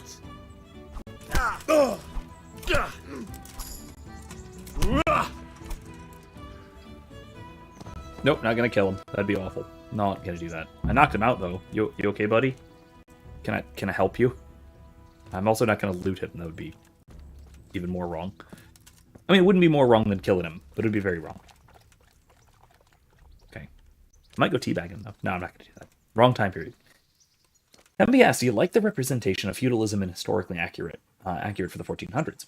I.e. Henry's interactions with the other characters and how they treat him, given that he's more or less a peasant. Well, there's actually some nuance there.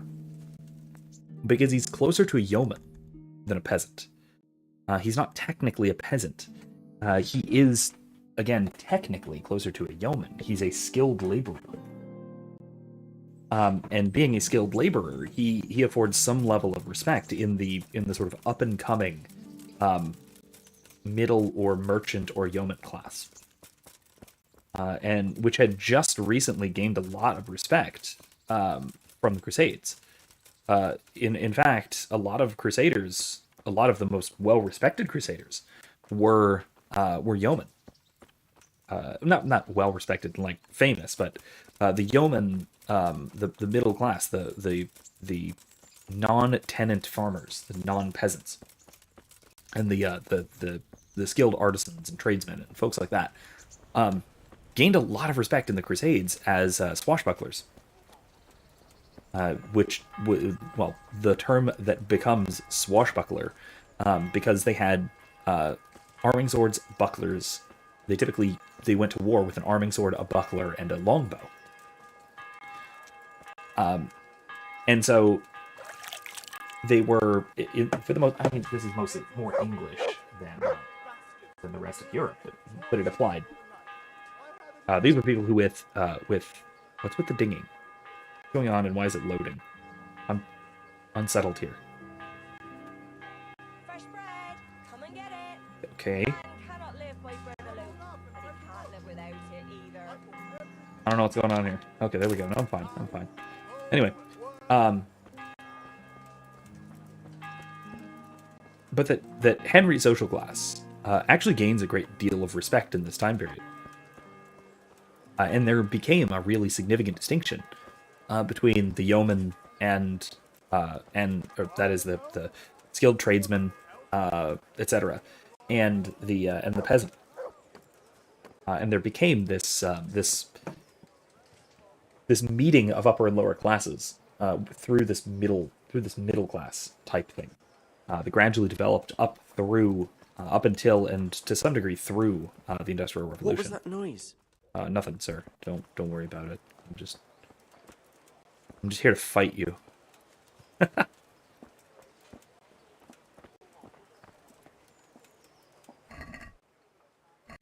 Is there beer in there? Oh gosh, excuse me. Oh, sir? I hope I can be of some humble service to you. Yeah. I want to fight you. Let's fight. I told you. Don't come back to me till you've beaten Stephen and Ringlet. Got it? Fine. I beat Stephen. Where's Ringlet? Then it says tularemia from the rotten rabbit meat. Oh. Yeah, that's a possibility. I'm sure I'm fine. I'm sure it'll be fine.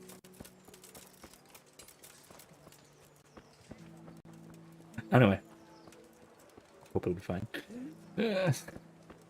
I gotta say, the survival elements of this game sometimes get me kind of scared.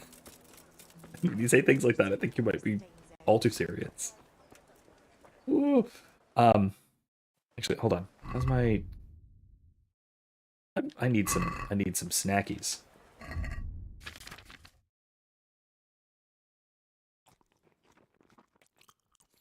Let's eat some mushrooms.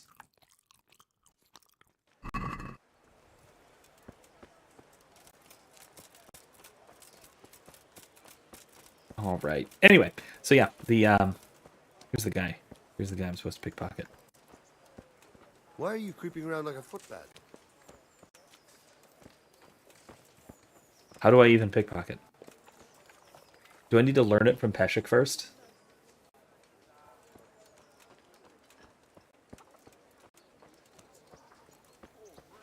Maybe I run into him.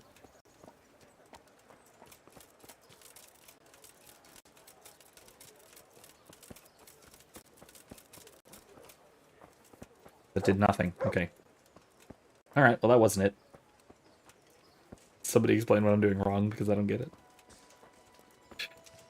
Oh, gosh. Anyway. I do think that the portrayal of social stratification is pretty spot on here. It does a really good job of it.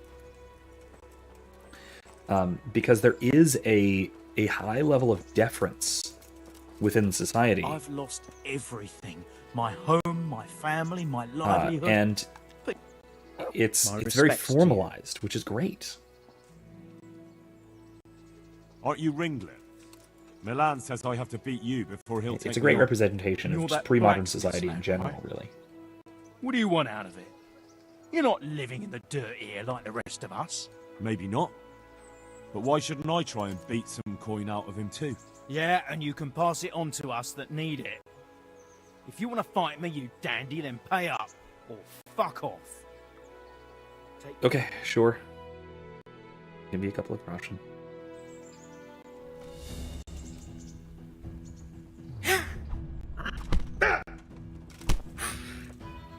Hey!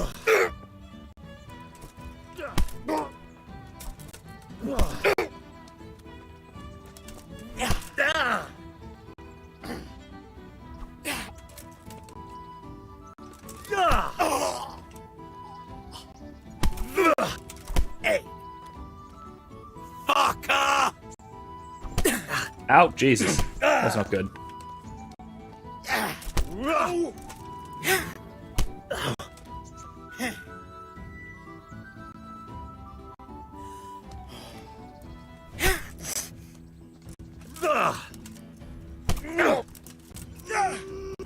Jesus, that stupid lock thing.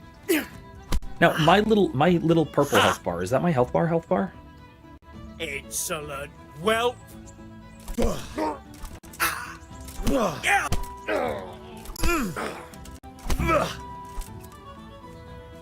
Okay, we're good.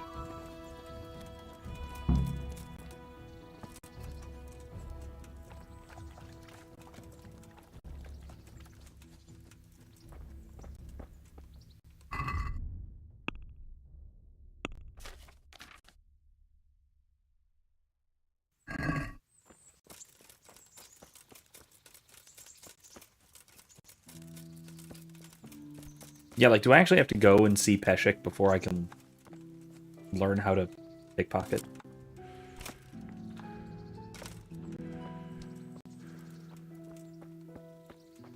But that's annoying, if so. I mean, I get it. That's fine. It's a tutorial thing. But I don't like Peshek. I mean, to be fair, future father-in-law, presumably, but still doesn't mean I gotta like him.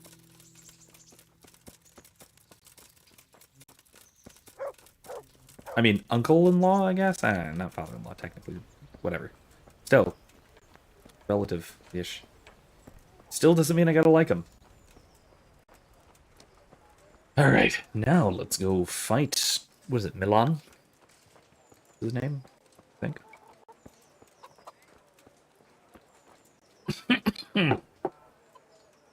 Ow.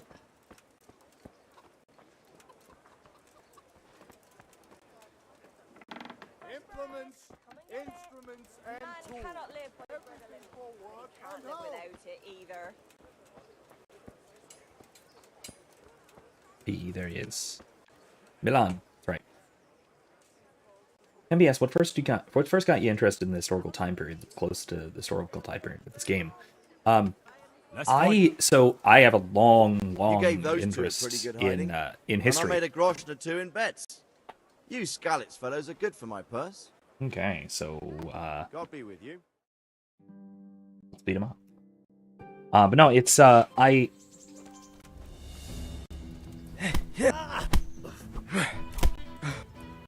Oh, jeez.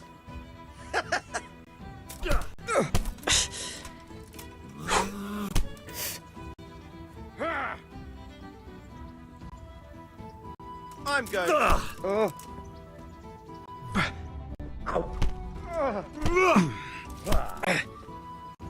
Fuck!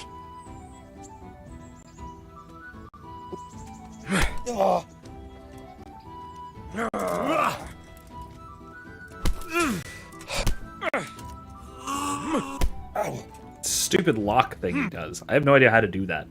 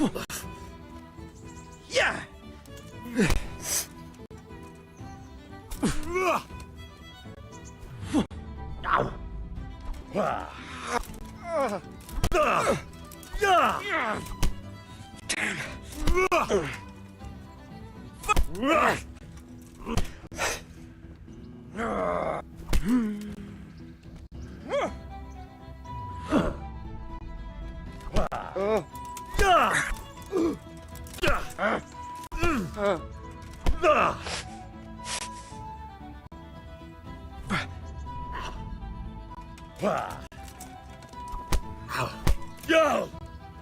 Here!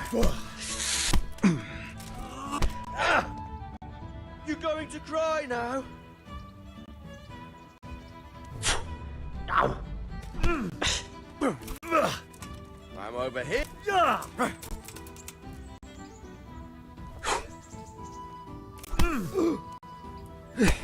Ah, Jesus. Okay. Dear. Did that hurt?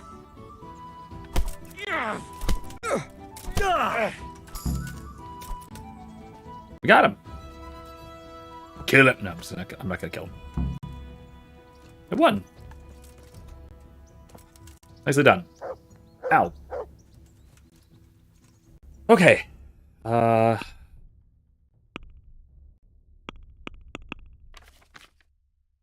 Warfare, huh? With unknown opponents, that's good. Ability to conduct feints in combat, that's good. Bloodletter. Greater chance of wrong your opponent's blood, a rusty edge, more damage your sword, the greater chance of poisoning. Oh. That's kind of cool. Nah, let's go with Bloodletter.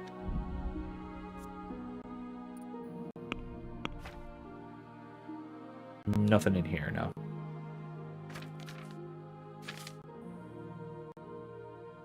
My arm went up quite a bit, though. That's nice. Anyway. Okay. Wonderful. So, anyway, back to your question, Kemby. It's a great question. But yeah, I've been interested in history for a very, very long time.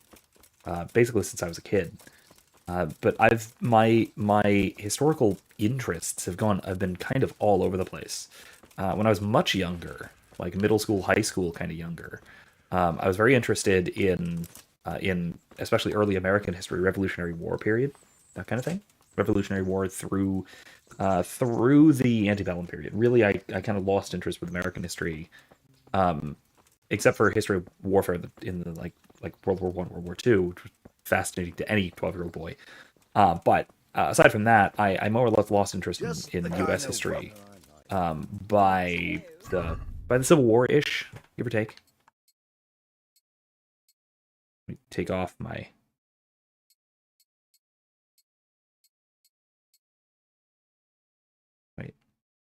slippers. Van braces.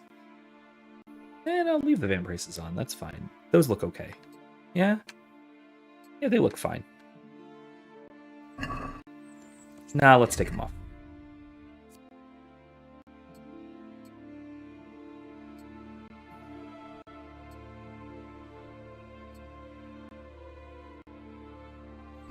Yeah.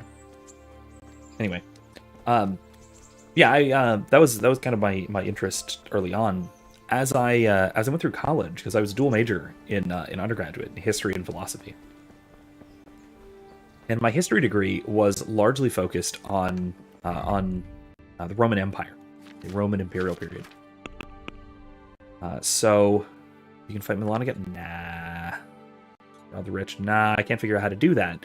I gotta talk to Peshek first, I guess. I'll do that eventually. I'll do that soonish. Worship I'll do eventually. Peshek. Maybe I should talk to Peshek. I don't know. Find pie. That one.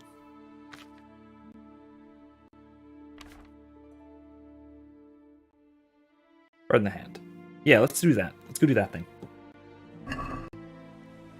Let's go do that thing. Let's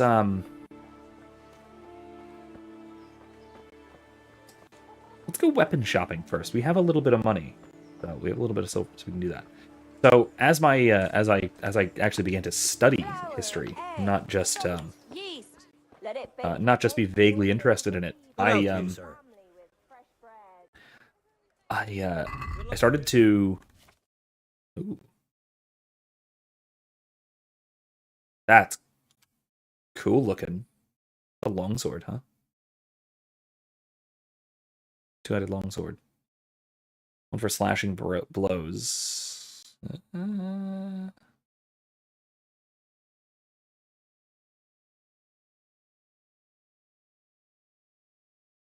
Radish.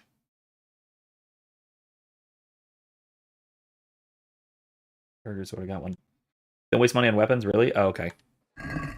Good to know. Can I sell anything? Do I have anything to sell?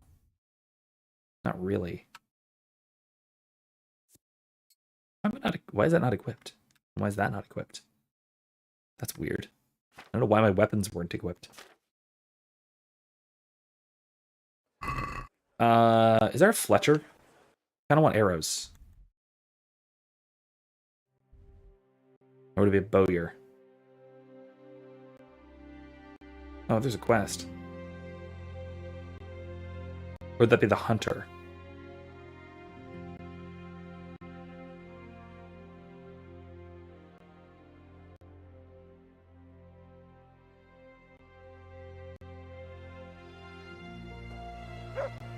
Houndmaster has arrows. Okay. Where's the Houndmaster? Let me see. He's outside of town, isn't he?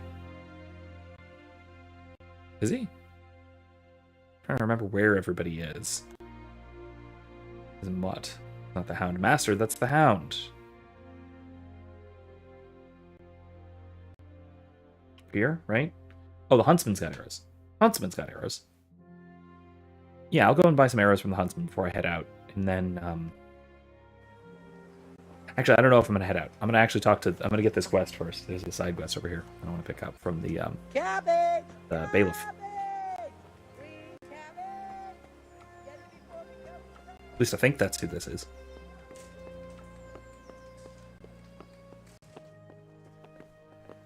Bailiff. I'm told you got a job for me. I'm told by the map you've got a job for me. I'm honored that you should come to me. Master Bailiff, is there anything of interest going on here? Nothing of interest to me, thank Christ. Well, that's odd. You look like you've got a lot on your plate, Master Bailiff. Is work keeping you busy? Busy? I've had so many visitors, I wouldn't wonder if the door fell off its hinges. What's going on? I've been given the task of putting some of the Scarlet's refugees to work. It's not that there's a shortage of jobs, the problem's sharing them out fairly. I love the... I understand. Everyone has mouths to feed. The worst part is they won't tell you who really needs a job the most. They're tied like that? Be That's able fantastic. To help, Henry. How? It's a great little touch. They're like to be more honest with you, so you can find out who's in the most need. And you can decide for yourself who'll do what. Will you help? Oh, sure. If you need help, I'll do whatever that's a good thing to do right around here. You're a godsend. I'm sure it won't take too long. You know how the refugees are getting on, don't you? But ask around if you need to find out more. What kind of work are we talking about? Well, old Hagen is looking for a cook, and we need 5 carriers. A cook and 5 water carriers? That sounds simple enough. Is there a problem? A little. We need 3 water carriers, but the other 2 will have to carry, begging your pardon, shit. Or as the Pope would say, excrement. Okay. Yeah, so anyway, to answer your question, before I get too much more sidetracked, I was studying late Rome. So through the, like, I don't know, 1st through 4th centuries, maybe, give or take. Late Imperial Rome, up through my primary my primary professor, who's my sort of history advisor and mentor type person at the time. She was an expert on the Severans, Severan dynasty of Roman emperors, through the 3rd, 4th century. And so that was really a period that I studied quite a bit, and it was fascinating. I love Roman history. But then because I was also studying philosophy, and yeah, I studied some ancient philosophy, but I didn't study much of that period. I didn't study much late Roman philosophy. The only philosopher I really studied during that time period was St. Augustine. And then beyond that, like, I kind of have a gap in there until Anselm. I didn't really read into too many of the Neoplatonists or many of the Stoics of that period, not really. And so most of what I wound up studying in philosophy was the High Middle Ages. So the 10th through 14th century. So like Anselm through Scotus and a little bit of Occam. And so what that means is I kind of had historical studies that were at this stage and philosophical studies that were over here. And because over here was my actual area of academic expertise, which what I have my master's in, what I'm pursuing my PhD in is philosophy, particularly the scholastic period, which is primarily 10th through 14th century. My historical studies have moved over there too, and I've at the graduate level I've taken some history courses on the medieval period, which is really in the lead up to this. So part of it is my philosophical studies, and part of it is just I love the Middle Ages. I think that the society of the Middle Ages had elements to it that we can learn a great deal from, especially elements of things like propriety and political aspects like decentralization. My God, the decentralization of the Middle Ages is gorgeous and brilliant, and it's wonderfully effective at the organization of a society without the kind of nation state that developed later that we still are plagued with. And so the short answer really is that I love this period. The long answer is it makes sense for me to study it because I already studied the philosophy of the period. Hope that's pretty good. I hope that's a good answer. Maybe that was a little more depth than you were looking at, but there you go. Let's see. Is there anyone who can tell me more about it? Yes, the merchant Conrad Hagen is the one looking for a cook, so you can talk to him. And young Alex will know which of the Scarlet's folk are best suited to the job. Alex will, huh? Hey? How come that's such a cause for concern? For one thing, they're afraid of me, and I can't get a straight answer out of any of them. So how the hell am I supposed to make the right choice? Oh, they're desperate. You can't blame them. I don't, but I might end up picking some good-for-nothing who'll just booze his wages away. Can you tell me anything more about the cook? You'll have to ask Hagen yourself. I couldn't get a straightforward answer out of him. Maybe he's changed his mind. And he says, thanks. It's always interesting how an academic started and finds their way. Yeah. And I mean, as far as that goes, how I really found my way was I went to Stetson University my freshman year with the intention of going to law school. I was going to be a lawyer, funny enough. And then a couple of things happened to me. First, I took a philosophy class. And so when I went into college, I was dual majoring in political science and history. And that's because I was interested in history, and political science is a good inroad to law, and especially law with an eye towards politics, which was kind of what I had my eye on at the time. Foolish little old me. But then I took a philosophy class that was basically a course on Plato's Republic, and I absolutely fell in love with it. Second week of classes, I switched my major from my second major from history to philosophy. I kept political science for the time being. I hadn't yet realized that political science is a science and it's not political theory, and that political theory fits under philosophy, and that I hate political science because it's all quantitative. And so I dropped that pretty quickly my second semester. And I picked back up the history major when I transferred to USF. Which is where I did my bachelor's and my MA. And so that's where I'm at now, was with this history and philosophy dual major, and now I'm gradually pursuing graduate certifications in history and in religious studies, and I might branch out a little bit more as well gradually into more of the humanities. We'll see gradually. We'll see what happens there.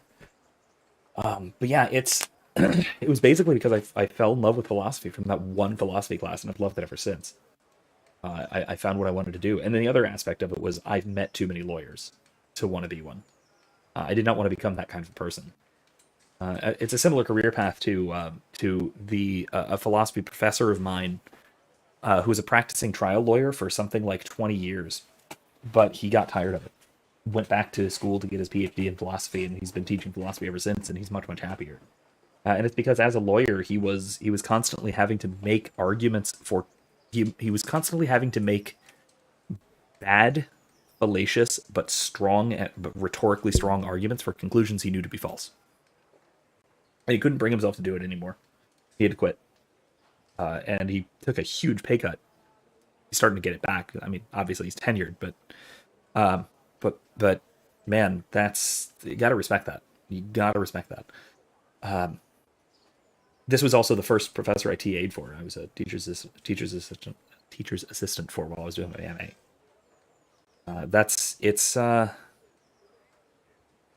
I definitely sympathize with that. I get it. And it took me basically until I got my master's for my parents to stop sending me law school applications.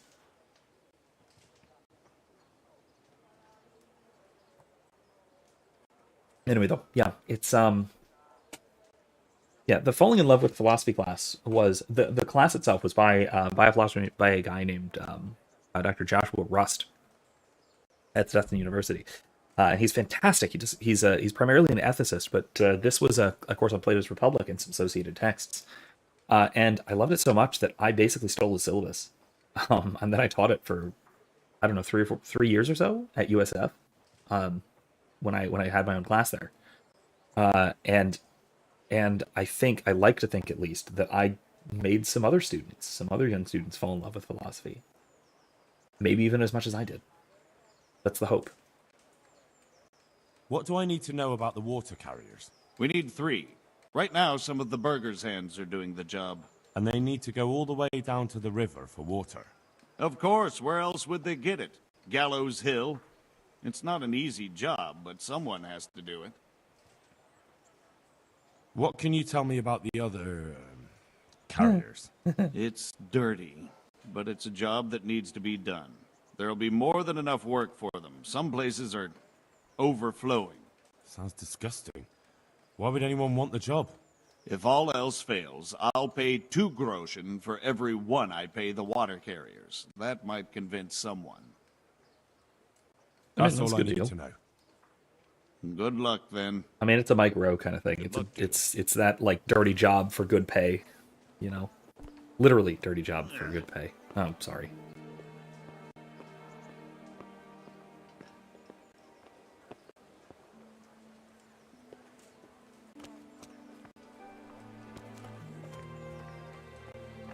Is it raining again? Vegetables, fruits, apples, cucumbers. Let's see. Talk to the merchant Hagen, then talk to Alex. Yep, that sounds right. Let's do that.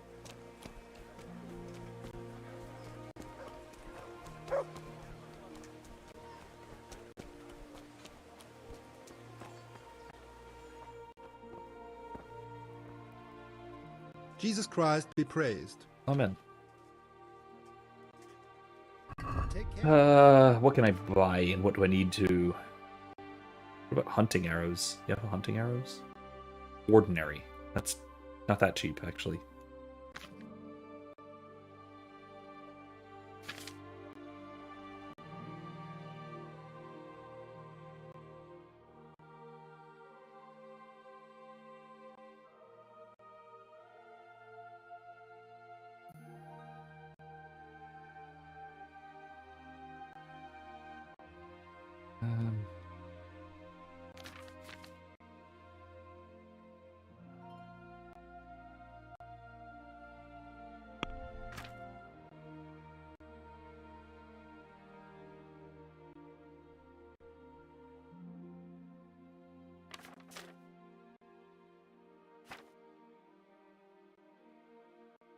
I don't think I can reasonably sell. My pants are dirty, darn it. Alright, what about this cook? The bailiff sent me. He said you're looking for a cook. That's right. I'm searching for a good cook, but I've said all that to our esteemed bailiff. Well, I offered the bailiff my help because I know the Skalitz folk. Ah, I see. Well, ask away then. On the note of that course that I loved so much and taught for a while, I actually have a playlist of some recorded versions of lectures of that class. Some that are actually from the class itself, from me teaching in the classroom, and some that I've recorded afterwards on the same subject, going over Plato's Republic and some associated texts. And so, if you're if you are interested, you're interested in that sort of thing, I will put that in the description as well after the stream, and I'll also I'll put that playlist in my in the philosophy channel on Discord. Kev says, yeah, it's really cool how your path in life has helped so many people dig deeper and develop. Thank you. That's great to hear. Just goes to show the power of our choices and how our passions can turn into a real calling. Yeah, it really does. It really does. And I'm incredibly thankful that I get to do this, and that this is not just this what I'm doing now. This is fun. This is a good time, and I'm glad I get to interact with you guys. But I'm glad that I get to teach something like philosophy. It's a gift. It really is. Do you have any particular requirements for the new cook? Well, it would be an advantage if she knew how to cook. Well, yes, but the bailiff said you had other conditions. Well, I want a woman who's capable of looking after the house when I'm away on business. Young? Nimble? What for? I want her to impress people with her food, not her face. I understand. Sorry. Wow, that was such a rude assumption. Jesus. I also heard there are vacant carrier jobs. Yes. I'm surprised it hasn't occurred to anyone sooner. It will certainly benefit the city if the burghers don't have to send their own servants. It will benefit my people as well. Of course. It goes without saying. I also heard that you need workers to carry, to empty latrines. It's not dignified to talk of such manners. That's not a concern for decent people. But I need to know... Enough. I won't have such talk in my home. Farewell. Okay. Fine, whatever. Alright. Alex.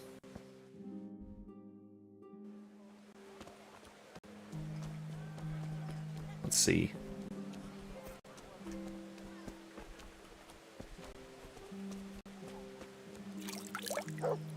Wash off a bit. Let's talk to Alex.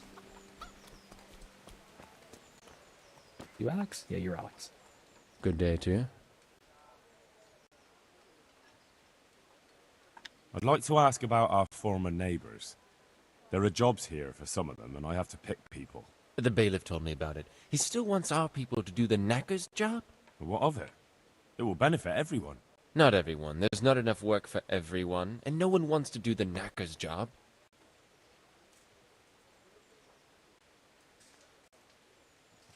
I'm also looking for a cook. Do you know of a good cook who's looking for work? Well, there's Agnes. I've heard she can cook better than anyone. Only... Well, what's the problem? Did something happen to her? No, it's just that I haven't seen her around here for ages. I believe she's cooking for the local parish priest and living at the presbytery. So I don't think she's in need of work. Okay, I mean, that's fine then. I have no problem with this. But having a job could save someone's life.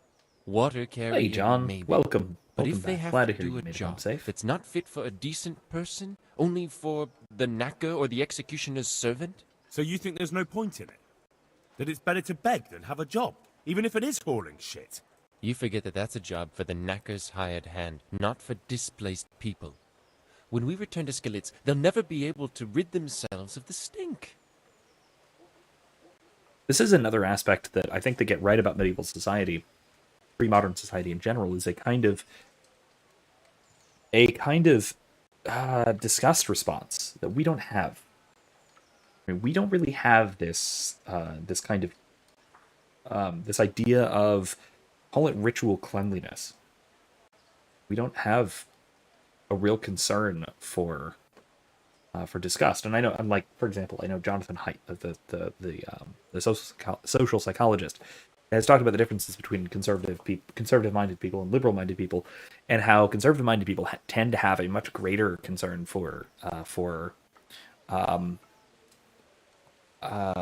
broadly speaking, disgust. They have a much greater disgust response. But even the most conservative of modern person that you'll find has nowhere, anywhere, even slightly close to what was completely socially normal before the 15th, 16th centuries. Because it was socially ingrained. And because it was necessary. It's absolutely necessary. Because if if it was your job to carry shit, you'll die. Like, a large reason why our life expectancies are so much longer isn't so much modern medicine, it's public health. It's because we have sewage. We have sewage systems and things like that. Kevin says, John said, I saw a homeless person's tent and a raging fire on the way home. That's terrible.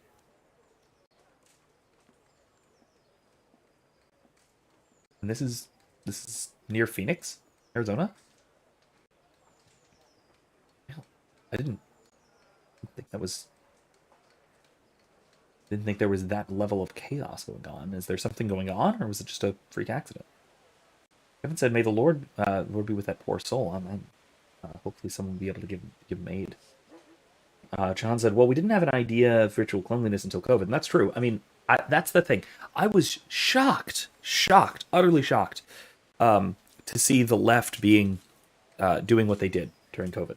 And I was also shocked to see that it didn't result, that this COVID cleanliness craze didn't result in a massive public shift rightward. I would have thought it would be a massive public shift rightward. Because when there are concerns about cleanliness or purity or separating the self from the other, there's always a shift towards the right. But that hasn't happened this time, or maybe it did, but not nearly to the degree that I would have predicted. And I was predicting. If you go back and watch like my Red Dead Redemption streams leading up to the 2020 election, I was predicting an absolute, unquestionable landslide. I was honestly predicting over probably a 10-point or more margin for Donald Trump because of this, because of the obsession with cleanliness due to COVID. I was expecting a massive shift towards the right. And I know, hanky-panky, like electioneering hanky-panky aside, there wasn't that kind of clear margin. And I was shocked. I was shocked to see it. Now, even if we do think that, even if we might think, let me put it this way, for YouTube's sake, regardless of what we might think the actual outcome of the election was, I don't think it is even anywhere reasonable to assume it was a 10-point split, like I thought it would be. But it's shocking, and it's confusing to me. It's one of those things where it seems like it's a party switch or something like that. One of those kinds of weird historical situations where political instincts start inverting themselves. I mean, what should I expect? We live in an upside down clown world, so of course it does. Of course this kind of thing happens. John said, I don't think the person calling the shabby tarps home was there when it went up in flames. Well, that's good at least. I mean, it's not great. It would have been maybe better if he'd been nearby to at least try and put it out. And it says, on Grand Avenue in Indian School. It was a freak accident, but we have gotten some of LA's homelessness problem. Really? I mean, I guess there's people moving east, away from California as California sinks into the ocean. So, do you know who's most in need of some coin and is fit for hard work? Everyone's in need of coin, but not everyone is fit for such work. But who should I talk to then? Where will I find them? I'll talk to them myself and send them to meet you in front of the rat house, so they'll all be in one place. Okay. It'll take me a while, though. Thanks. I'll go. Okay. Good luck to you. Wait until Alex sends all the people to the rat house courtyard. Where's the rat house courtyard?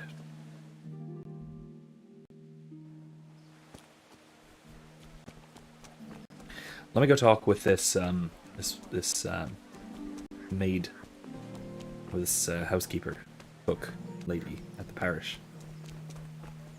I don't want to, like, steal the priest's cook. That seems wrong. But I'll ask.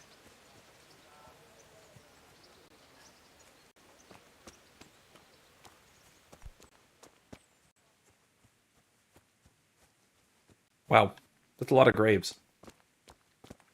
That is a lot of graves.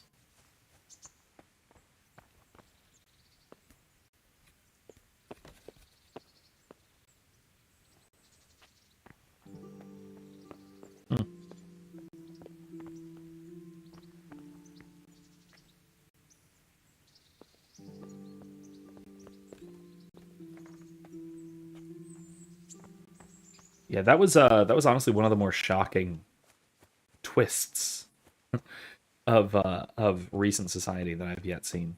I've probably ever seen. I'm honored that you should come to me. Really? Okay. Take care now. Kevin says California is such a beautiful state, much like my own of Illinois, but both suffer the scourge of democratic rule. Is California really that beautiful, though? I mean, naturally, sure. There's a lot of natural beauty. But at the same time, it's... Woo! Excuse me. Sorry about that. It's, I don't know. There's prettier things. Sure. You know what? I'm gonna pay an indulgence.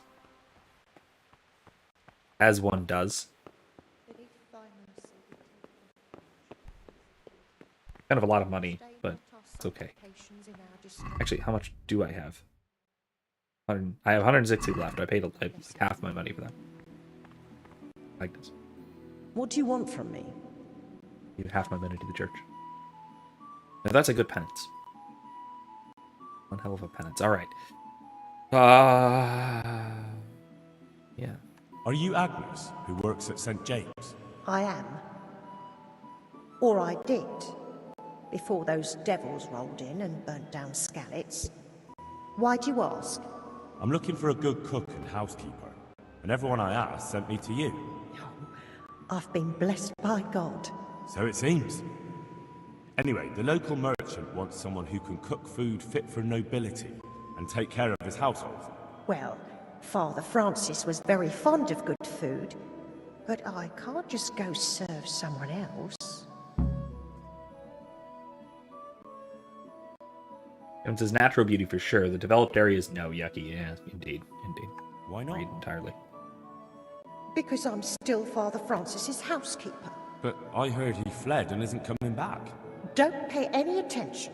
They're just rumors. I'm still his housekeeper. Where's Father Francis now? I don't know. The last time I saw him, he was going to confession in Sasau. But that was before all these terrible things happened. I've heard no word of him since then. Does he go to Sasau often? Where does he stay when he's there? Not so often. About once a month. He always used to stay in the inn near the monastery, so he wouldn't have far to go. I'll ask around about what happened to Father Francis. I'll let you know. May the Lord watch over you. I love the echoes in here. I love the echo. Farewell. Oh, that's so great. Look at that. The depiction of the serpent and everything. I will say that's something that this game gets so well is the art. The art, the fashion, all of this is just absolutely brilliant, spot on. Good afternoon. No, Good luck, then. nothing to say. Nothing to say. All right. Okay, now.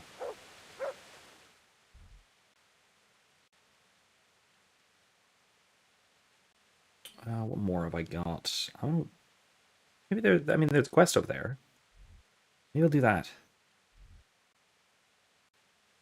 Or I go and do either of these. Ooh. Ooh, it's far. Yeah, let's see what's over here. Let's see what's in the castle.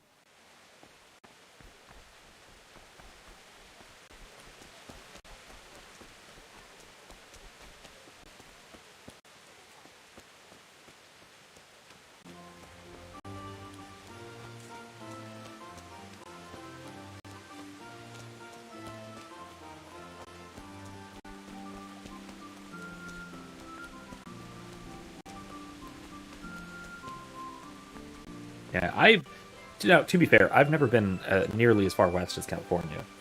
The farthest west I've actually been is probably Indiana. That's been a long time. That was to visit family. I've got my dad's family lives in Indiana. It's been quite some time since I've been there. So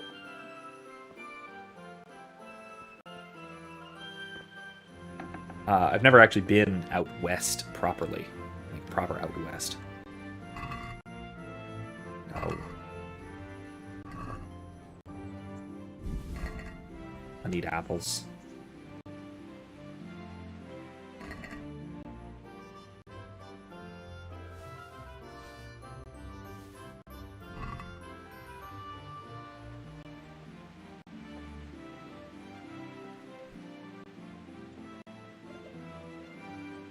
So I don't know exactly that kind of beauty, the out west kind of beauty.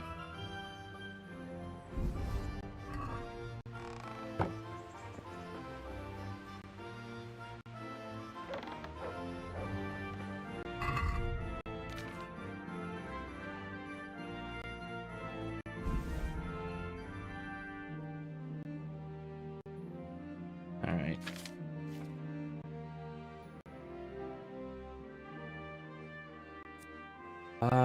-2 energy. Yeesh. Nourishment 10, alcohol 17%. I'm just gonna drink it. You've reached new level in drinking. Hooray!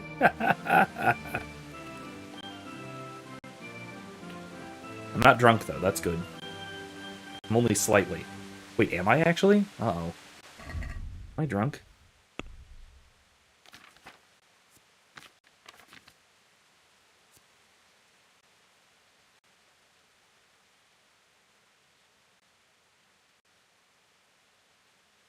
Up to the halfway point of the buff, your stuff goes up by +2. The closer you get to the halfway mark, the greater the bonus. If your conspicuousness will rise considerably. Okay, that's the halfway point of the buff. The effective drunkenness will change, shown by the icon. Okay, once you've digested all the alcohol you drank, your drunkenness will gradually fall. If you drink a lot, after the buff ends, you'll face a hangover. Okay, if you drink often, you can become an alcoholic. How soon it happens also depends on the level of your drinking skill. What is my drinking skill, anyway? Oh, it's 2. Okay.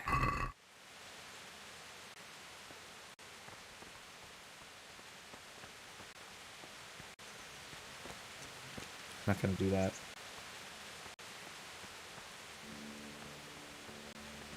Hello? Locked. That's not it. I'm assuming it's somebody upstairs I need to talk to, so let's go try that. While drunk.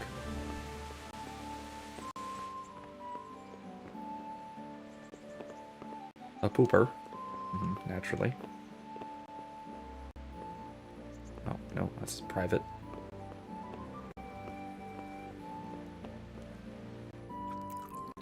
Eat up.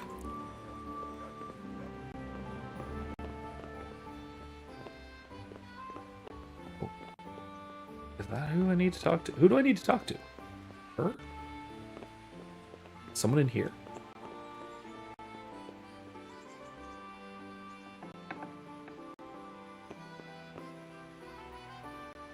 God be with you, lad. What can I do for you? Good luck to you. Never mind. Okay, I'm not supposed to be in here. Sorry.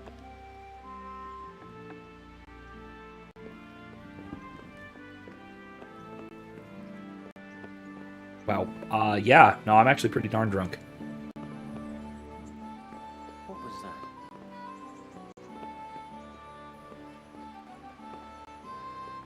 Well, upstairs. I am upstairs.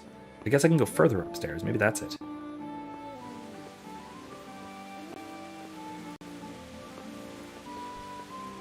Yeah, maybe that's it. Maybe you're right. Kevin says Indiana's very cool, very German, very Catholic. It is very Catholic. My family's not German. They're mostly Scottish, but mostly Jacobite Scottish. So like northern kind of Scottish. Islands kind of thing. Islands and Highlands. Oops. There we go.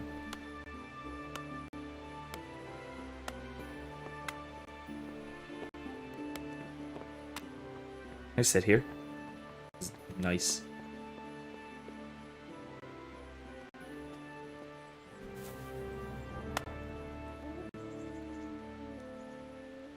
Let's read while drunk.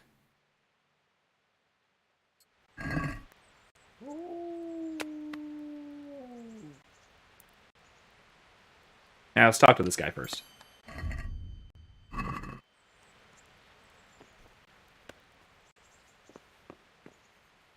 Oh, it's Hans. Greetings.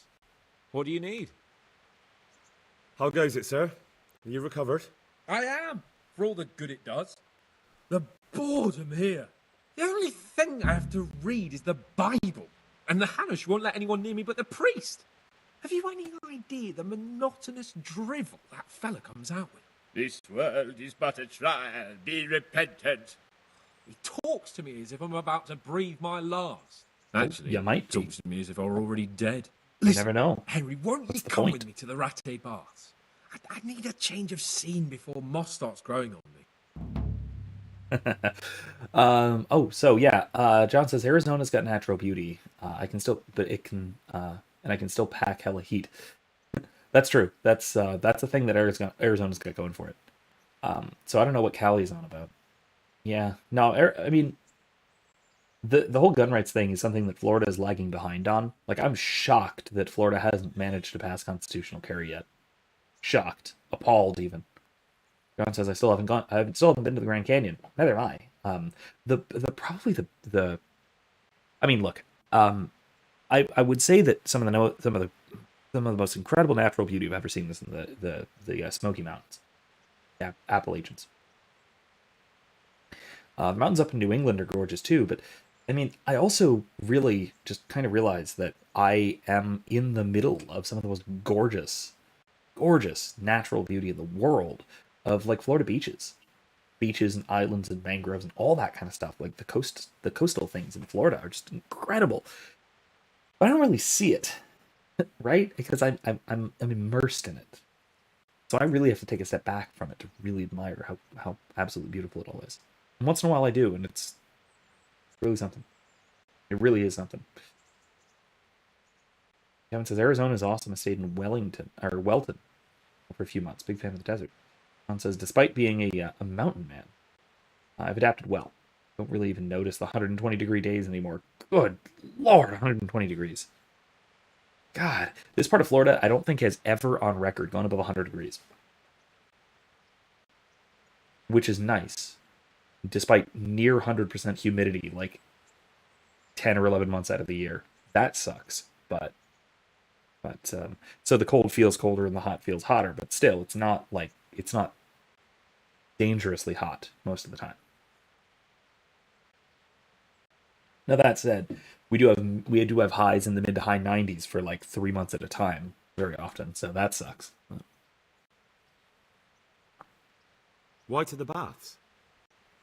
Well, a hot bath does a man good.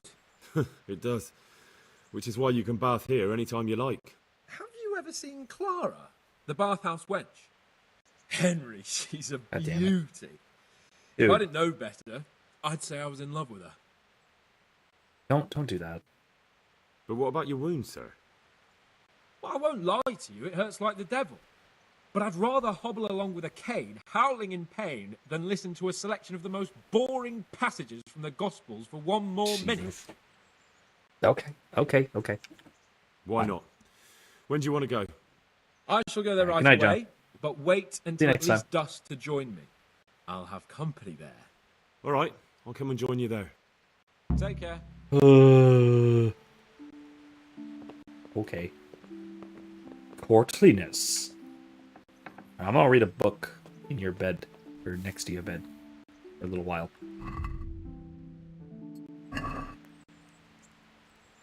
Till almost nightfall. How about let's call it, 3 hours.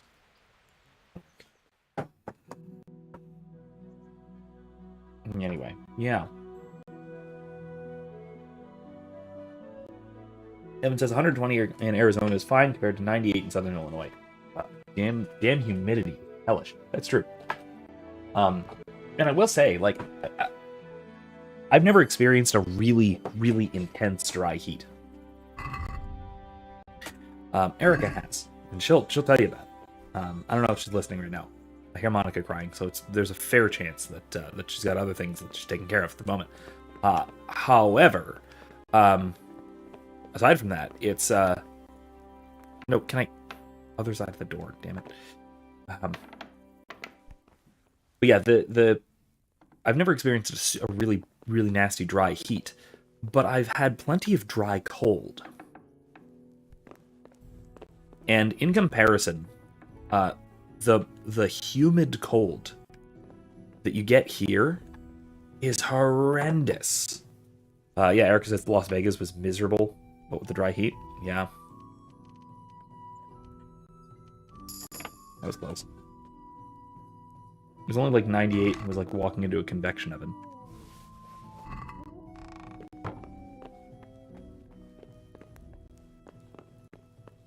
Yeah, that does sound pretty bad.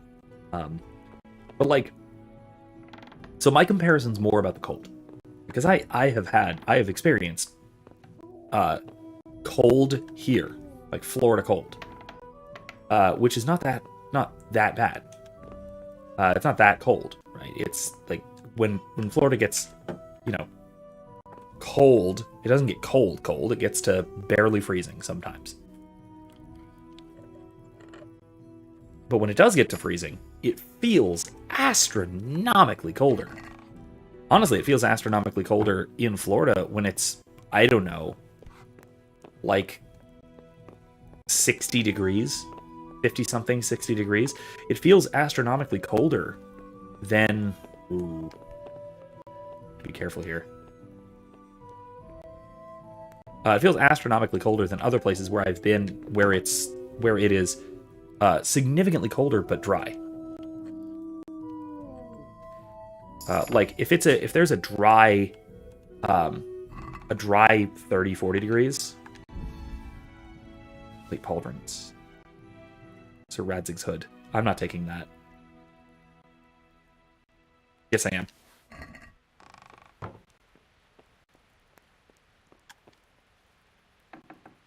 Goodbye.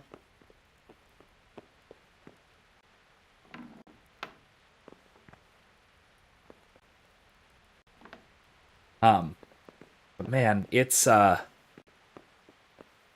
me. Man, it's when it gets cold here, and by cold I don't even, like I said, I don't even mean like cold.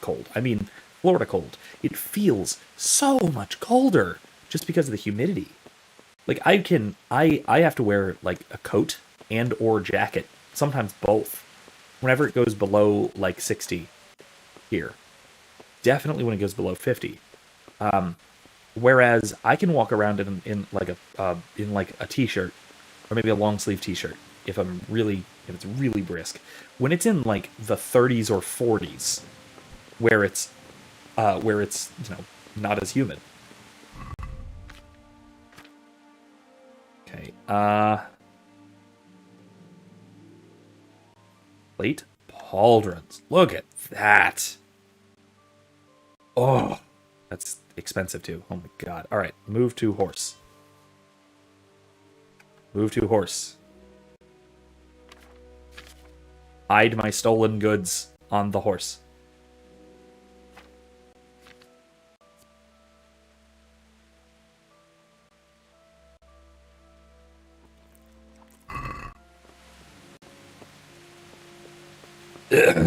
Anyway. Eric says I could live in 98 in Florida. We wanted to walk the strip and went, nope, walk right back inside. Yeah, no, I get you. I get you on that. Where the hell were you brought up? Don't you Sorry. know you have to have a light up? Sorry about that, sir. I didn't mean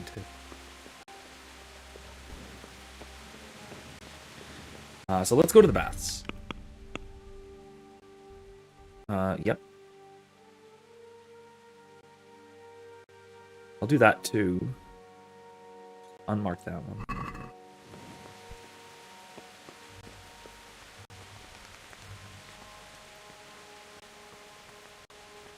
Yeah, the humidity really makes the hot and the cold far more extreme. He means the baths outside town, right? Yeah. Yeah, that's what I thought.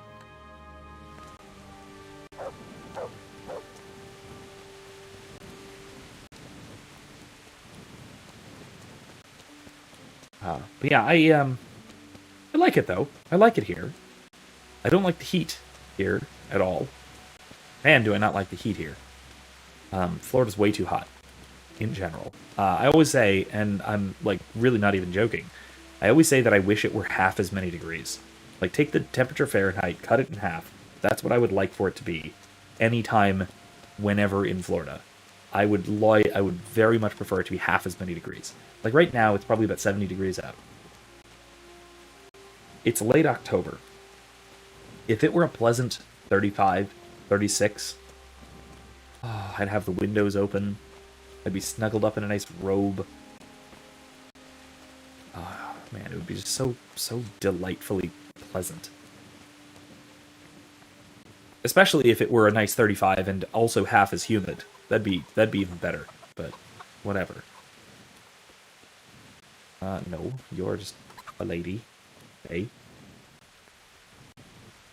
Ma'am. Miss. Ma'am is, I think, still an honorific.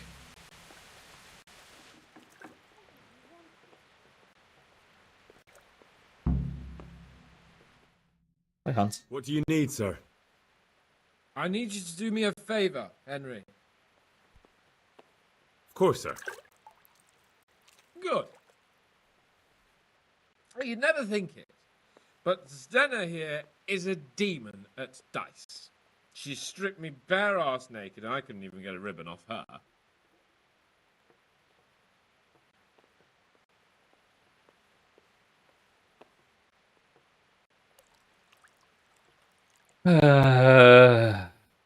Kevin says we're experiencing a significant drought currently, and our rivers are critically low. People are finding very old boat wrecks and skeletons in the exposed riverbed. Wow. First of all, kind of cool. Second of all, kind of dangerous and tragic. We're not. It just rained all day today, and it has not stopped for like the last month or so. So it didn't quite go as planned? Not quite, but maybe you can do better. Right then, you've got to beat Stenna at dice. I refuse to be the only one here with his arse on show. Oh, okay, fine. Right. Why the hell not?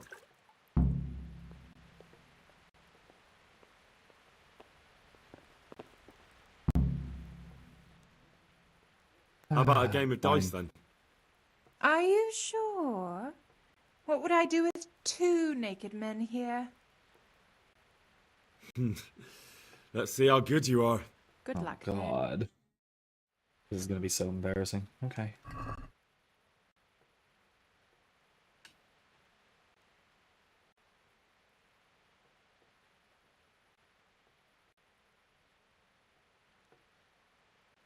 Sure. You're a brave soul taking me on. I'm not used to losing. Okay, so... Help! What are the rules for this again? Damn it. Okay, possible to play... Okay. Game of Farkle. Farkle. First to reach a certain number of points. 2,700. 6 dice are thrown and the players alternate turns. 1 is worth 100. 5 is worth 50. 3 of a kind is worth 100, multiplied by the number given. 4 of a kind is worth more than double the points of 3 of a kind. Worth double the points. Okay. Yeah. Throw all 6 dice first. Player then uses A to select, set aside scoring dice. At least 1 die must be always set aside. Player can throw the remaining dice again using X, and the situation repeats. Scoring combinations are counted for present throw, not the entire turn. Key element to the game is that if a throw does not produce a single scoring die, the player's turn is over and all points gained up to that point during the turn are lost. It is then the opposing player's turn to throw. Okay, end your turn with a significant decrease. Okay. 1s and 5s, 3 of a kind, 4 of a kind, straights. Oh, there are straights. Okay, so there are straights. 1, 2, 3, 4, 5. 1, 2, 3, 4, 5, 6. 2, 3, 4, 5, 6. Okay. So, 2 of a kind. Hold that one. Roll again. Alright, let's see. Maybe you'd have more luck if you Damn, remembered really? to throw the other dice. Hey, shut up. Shut up, Hans. Alright, there's a score.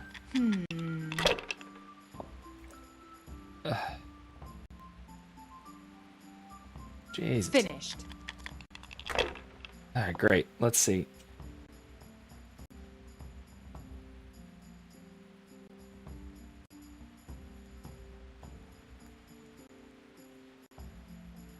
Roll again. Reroll most of them.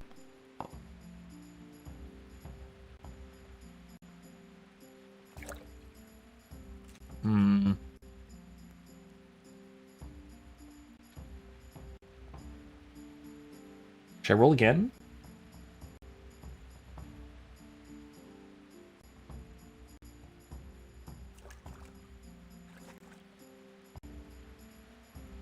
Pass. That's fine. End it there. I'm doing poorly, but I'm doing okay. That's it.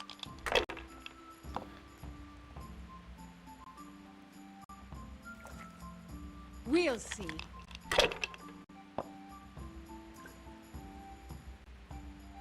Damn it. Oh my god, she's kicking my ass. Now you. My god. Okay, here we go. Just take one of the fives. Okay. 2 3 of a kind and pass. That'll do. Well, well. That's not bad. Wasn't expecting That's not that. bad. This'll be the one. Oh man.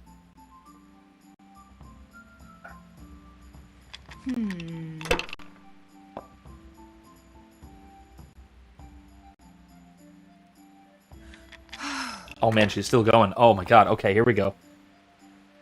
She got 2 more fives. Jesus. Okay. Ah, man. Your turn. This is rough.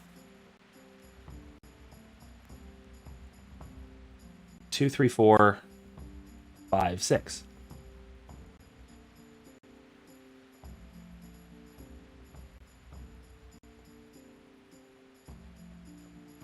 Done. Well, well. Okay, she just has to not win this round. I'm 50 points away from winning. Oh my god. Oh no! That's it. Oh. Damn it. Damn it. You haven't Damn it. exactly gotten off to a good start, have you? I can't wait to see what you throw. God.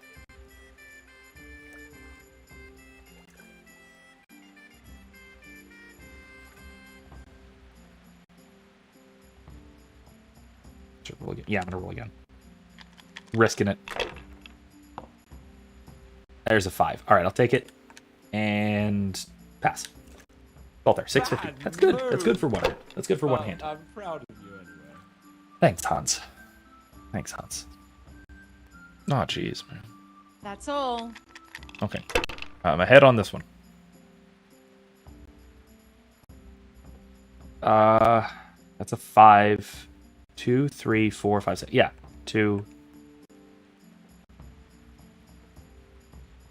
Call it there.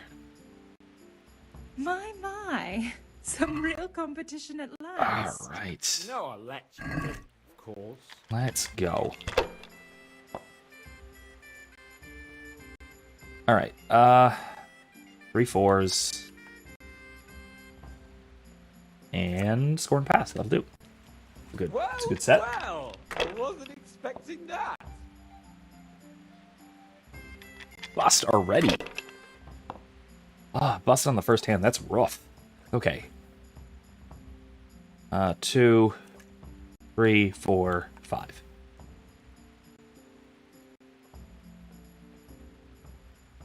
No, wait, no? Really?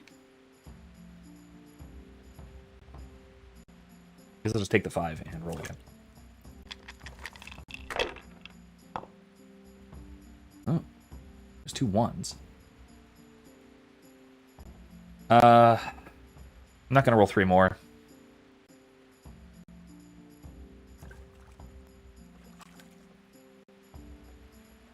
I'm gonna be a little cautious here. Halt there. Well, well. It's a good hand. I wasn't 800. expecting 800. that. Oh, 2. We'll see. All right.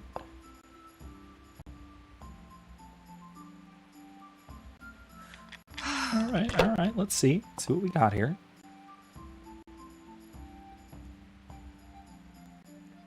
Ooh, that's a good score. That'll do me. It's pretty good in one round. All right, I need 600 more. I don't think I'm getting it in this round. Yes, I am. That's it. I won. That's the way. You show her, Henry. Looks like I'm the one who'll be doing the showing. Let's not. I could do with a good soak too. Then strip off and hop in here. What with you, sir? That doesn't seem right. Don't worry, I've no interest in your hairy ass. Get in the tub, or I won't talk to you. Oh my god. Okay, fine. Oh, all right then. This is ridiculous. That's more like it. Put your clothes in the trunk. This is ridiculous. Okay.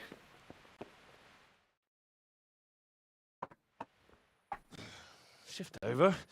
I don't want to tread on anything vital. All right, give me a moment and I'll roll it up again. Oh my god. Oh, that feels good. Don't take this personally, but I've At least there's never clothes seen a for our man benefit. more in need of a wash. I've known cowpats less fragrant. I mean, I'll give you that one. I'll give you that one, Hans. You certainly know how to have a good time. Yeah, drink. It's not terribly high quality, but it should do the job. Sure, I don't mind if I do. Give me that. That's the spirit. So this is how you recuperate from your injuries? Booze and wenches? Of course. Is there any other is. way? So, what news, Henry? You know about that nasty business at Neuhof I'm investigating? What about it? I don't know what to make of it. I can't understand why men would act that way. You can't afford to cock it up, Henry. It's too important. Never mind about me. What about you? Have you recovered from our hunting adventure? I'm well enough, Henry. These baths are just the thing, and Zena here is very healing. Clara, Please, sir. bring some wine for the gents before they get cross. You know what, Henry? We really can't drink this local piss.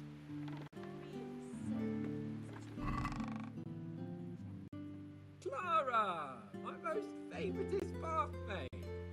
Wait, what? Oh, this is his The wine chest. you have here is pitiful. Am I not? Where's my clothes? Oh.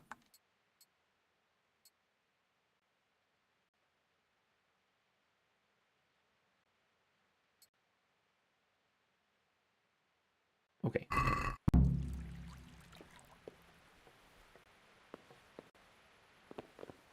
Hans, what's wrong? What's wrong with the bathhouse wine? I'd rather drink the bath water. You should go and get something better. Though Really? where? You and my I small know. children, Hans. In the cellars under the rat's house, there's some excellent wine that Sir Hanish bought for us. And you want me to go there and get it now? I'd be indebted to you. God. And a grateful nobleman is the best ally you can have. This is such a bad idea. Let's do it. All right then. What kind of wine is it? A Sylvan Red. In the cellar under the rat's house. It's the last barrel at the end on the right-hand side.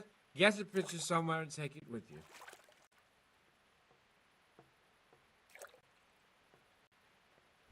Yeah, sure. All right then, I'll bring it. Good man. Okay, I need a pitcher. Need a pitcher. Where do I find a pitcher?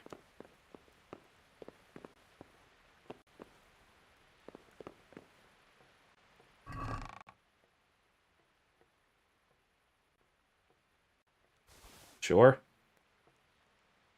Could steal all of his clothes. I'm not going to do that. Do I have a pitcher? No. Good luck then. Where do I get a pitcher?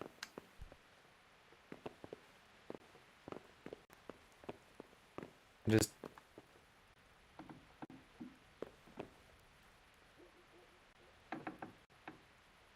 Oh, here we go. Let's see. Can I please have a pitcher? Where do I get a pitcher?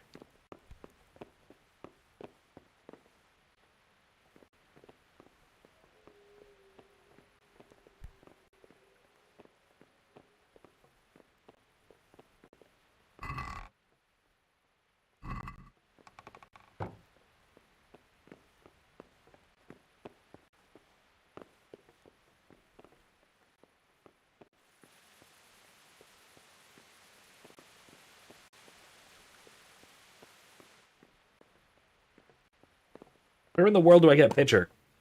Do I have to steal one, or do I have to find one?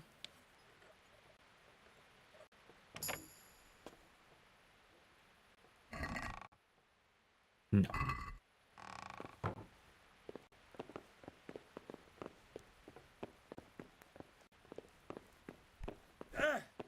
Ow. Oh, God. Where in the world can I get a pitcher for wine?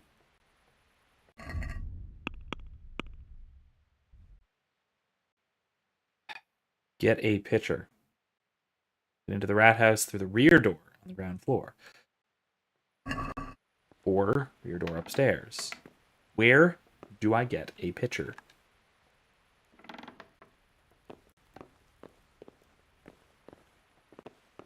Do I have to go there to get one?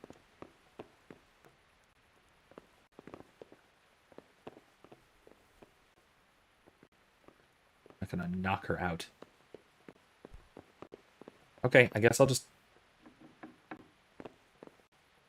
go and hope I can find a pitcher somewhere. I don't know where I'm gonna find a pitcher. Henry's pain cry is funny. Yeah. Can I just... Can I have a pitcher? God be with you. What can I do for you? No. I'd like a pitcher, please. No, I don't want to be fat right now. In addition to drunk. Hi, Mutt. It's Dana. How have you all been getting on here? Well, Lord Capon's been chasing us around a bit and so forth. Nothing we're not used to. Oh, joy. Have fun, I suppose.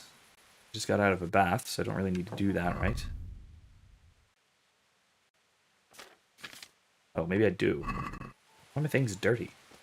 I just finished the bath. Okay. Where do I find a pitcher?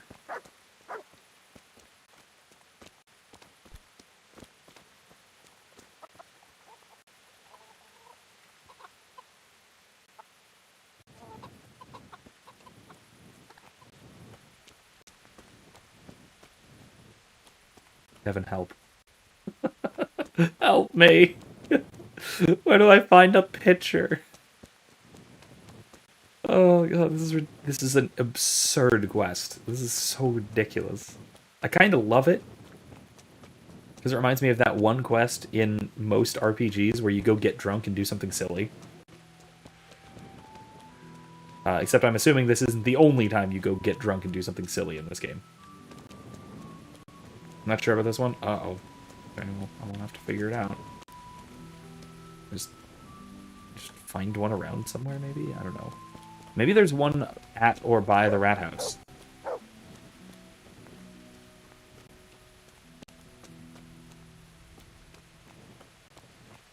Actually, does it tell me? Is there an icon on the map for it?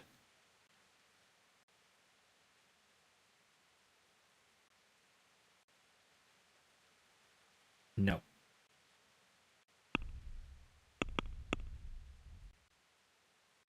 B. Doesn't tell me where to find a pitcher. I'm gonna have to break into a tavern, aren't I?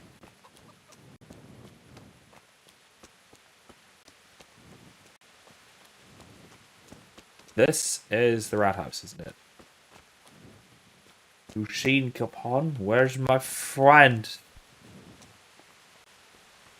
Capon! God, it's like the Lenny scene all over again.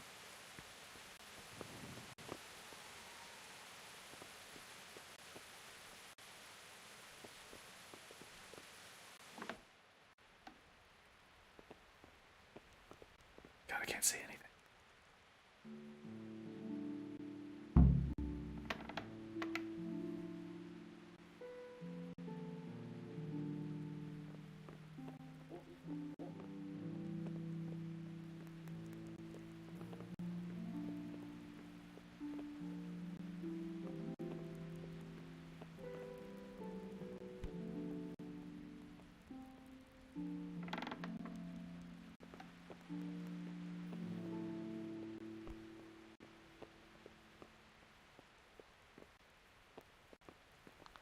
Uh-oh, he's waking up. I better go.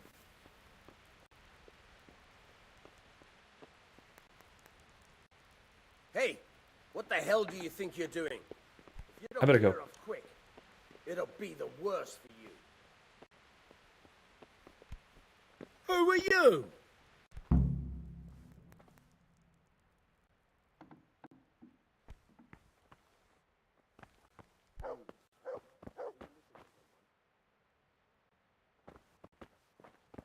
Is someone there?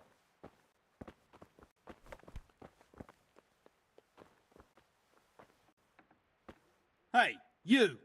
What are you doing here? Yeah, it's midnight. Lord Capon sent me to get some wine for him. Lord Capon, eh? A likely story. Let's go with that. Don't you Don't you recognize me? recognise me? No. So let's start again. Damn it. What are you doing here? Do you want me to arrest you? Oh boy. If Sir Hans hadn't sent me, I wouldn't have this key, would I? Oh, all right. Do what you like. Go and live there for all I care. That worked. A pitcher. I got a pitcher. One on the right, right?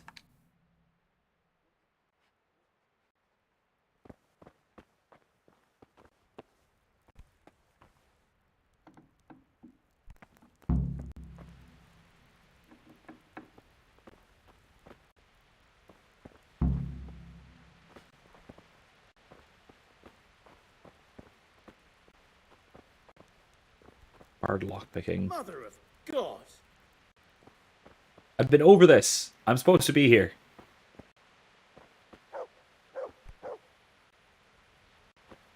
Come on. Oops.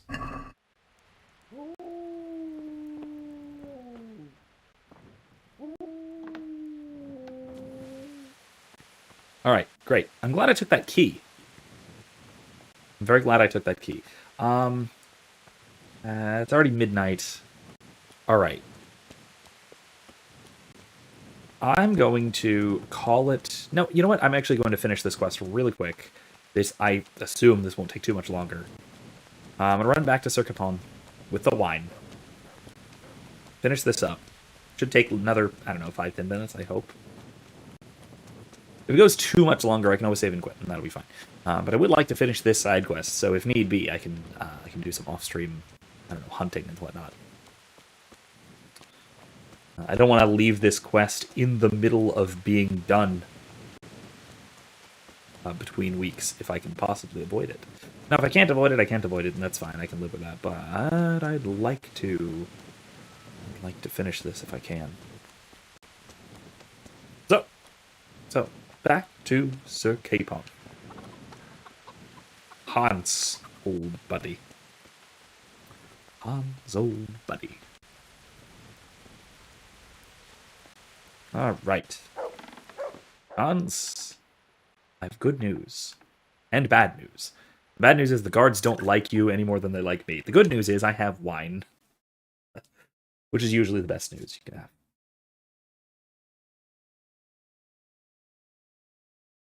Cheers, friend.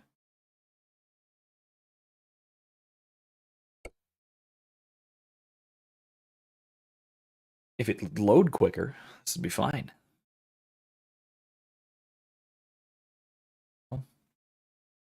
On loading screen. Do the So, thing. about that wine you sent me for. Well, have you got it? Of course. You really broke into the cellar at the rat house? I certainly did. I hope that wine's really worth the trouble I had. I don't believe it. You really broke into the cellar.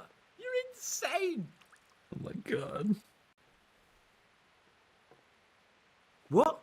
That was a trick? For fuck's sake, if they caught me, I'd have ended up in the stocks. If I was lucky. Nonsense. I wouldn't have let them. Oh, thank you for your concern. Well, that's nice of Let's you. see if this wine is as good as you say. What are you waiting for? The parish priest's blessing? Come on then. Get it down you. God. Now that's what I call a real wine. Sylvan red. It's not like that donkey's piss they serve in this otherwise delightful establishment. You can tell from the first sip, can't you, Henry? Yeah, as you say, sir. Sylvan red. The taste is unmistakable. Oh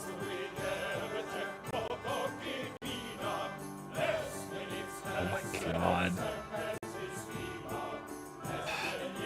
Cheers, you drunken idiot.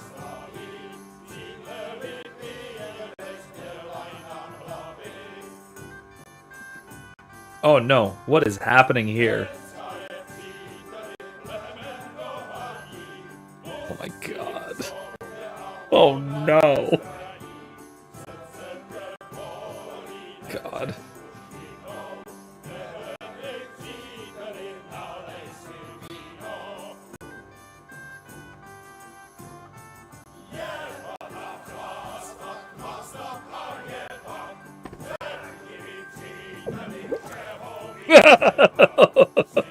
Oh my god. No, Henry, no.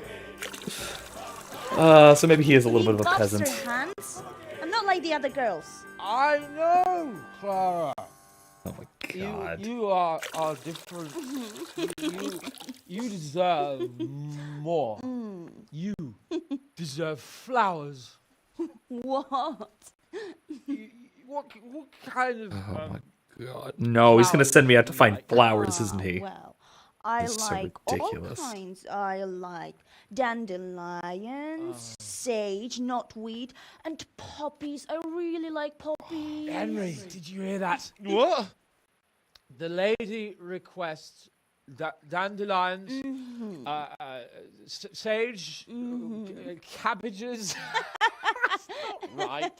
Oh my god. No, knotweed and poppies. What? You want me to go flower picking now? I know. I'm putting you to work again.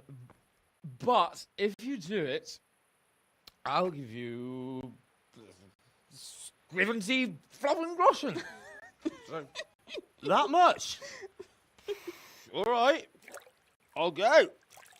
What the hell is happening?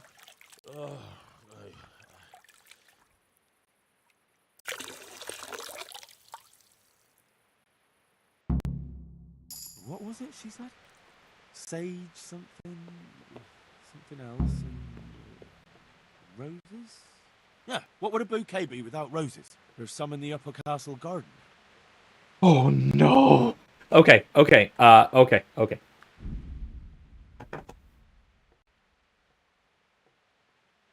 we go. Oh god. All right. Well, we are way past out of time, so I am gonna have to stop it there. Good lord. Oh gosh. All right. Thank you all so much for joining me tonight. I had a great time. This is an absurd and ridiculous and quite the fun quest. This is that quest in every RPG. I like it. It's fun. Anyway, so I guess we'll pick up right here next time, and I'll avoid doing this in the meantime between streams, just because I don't want to miss it.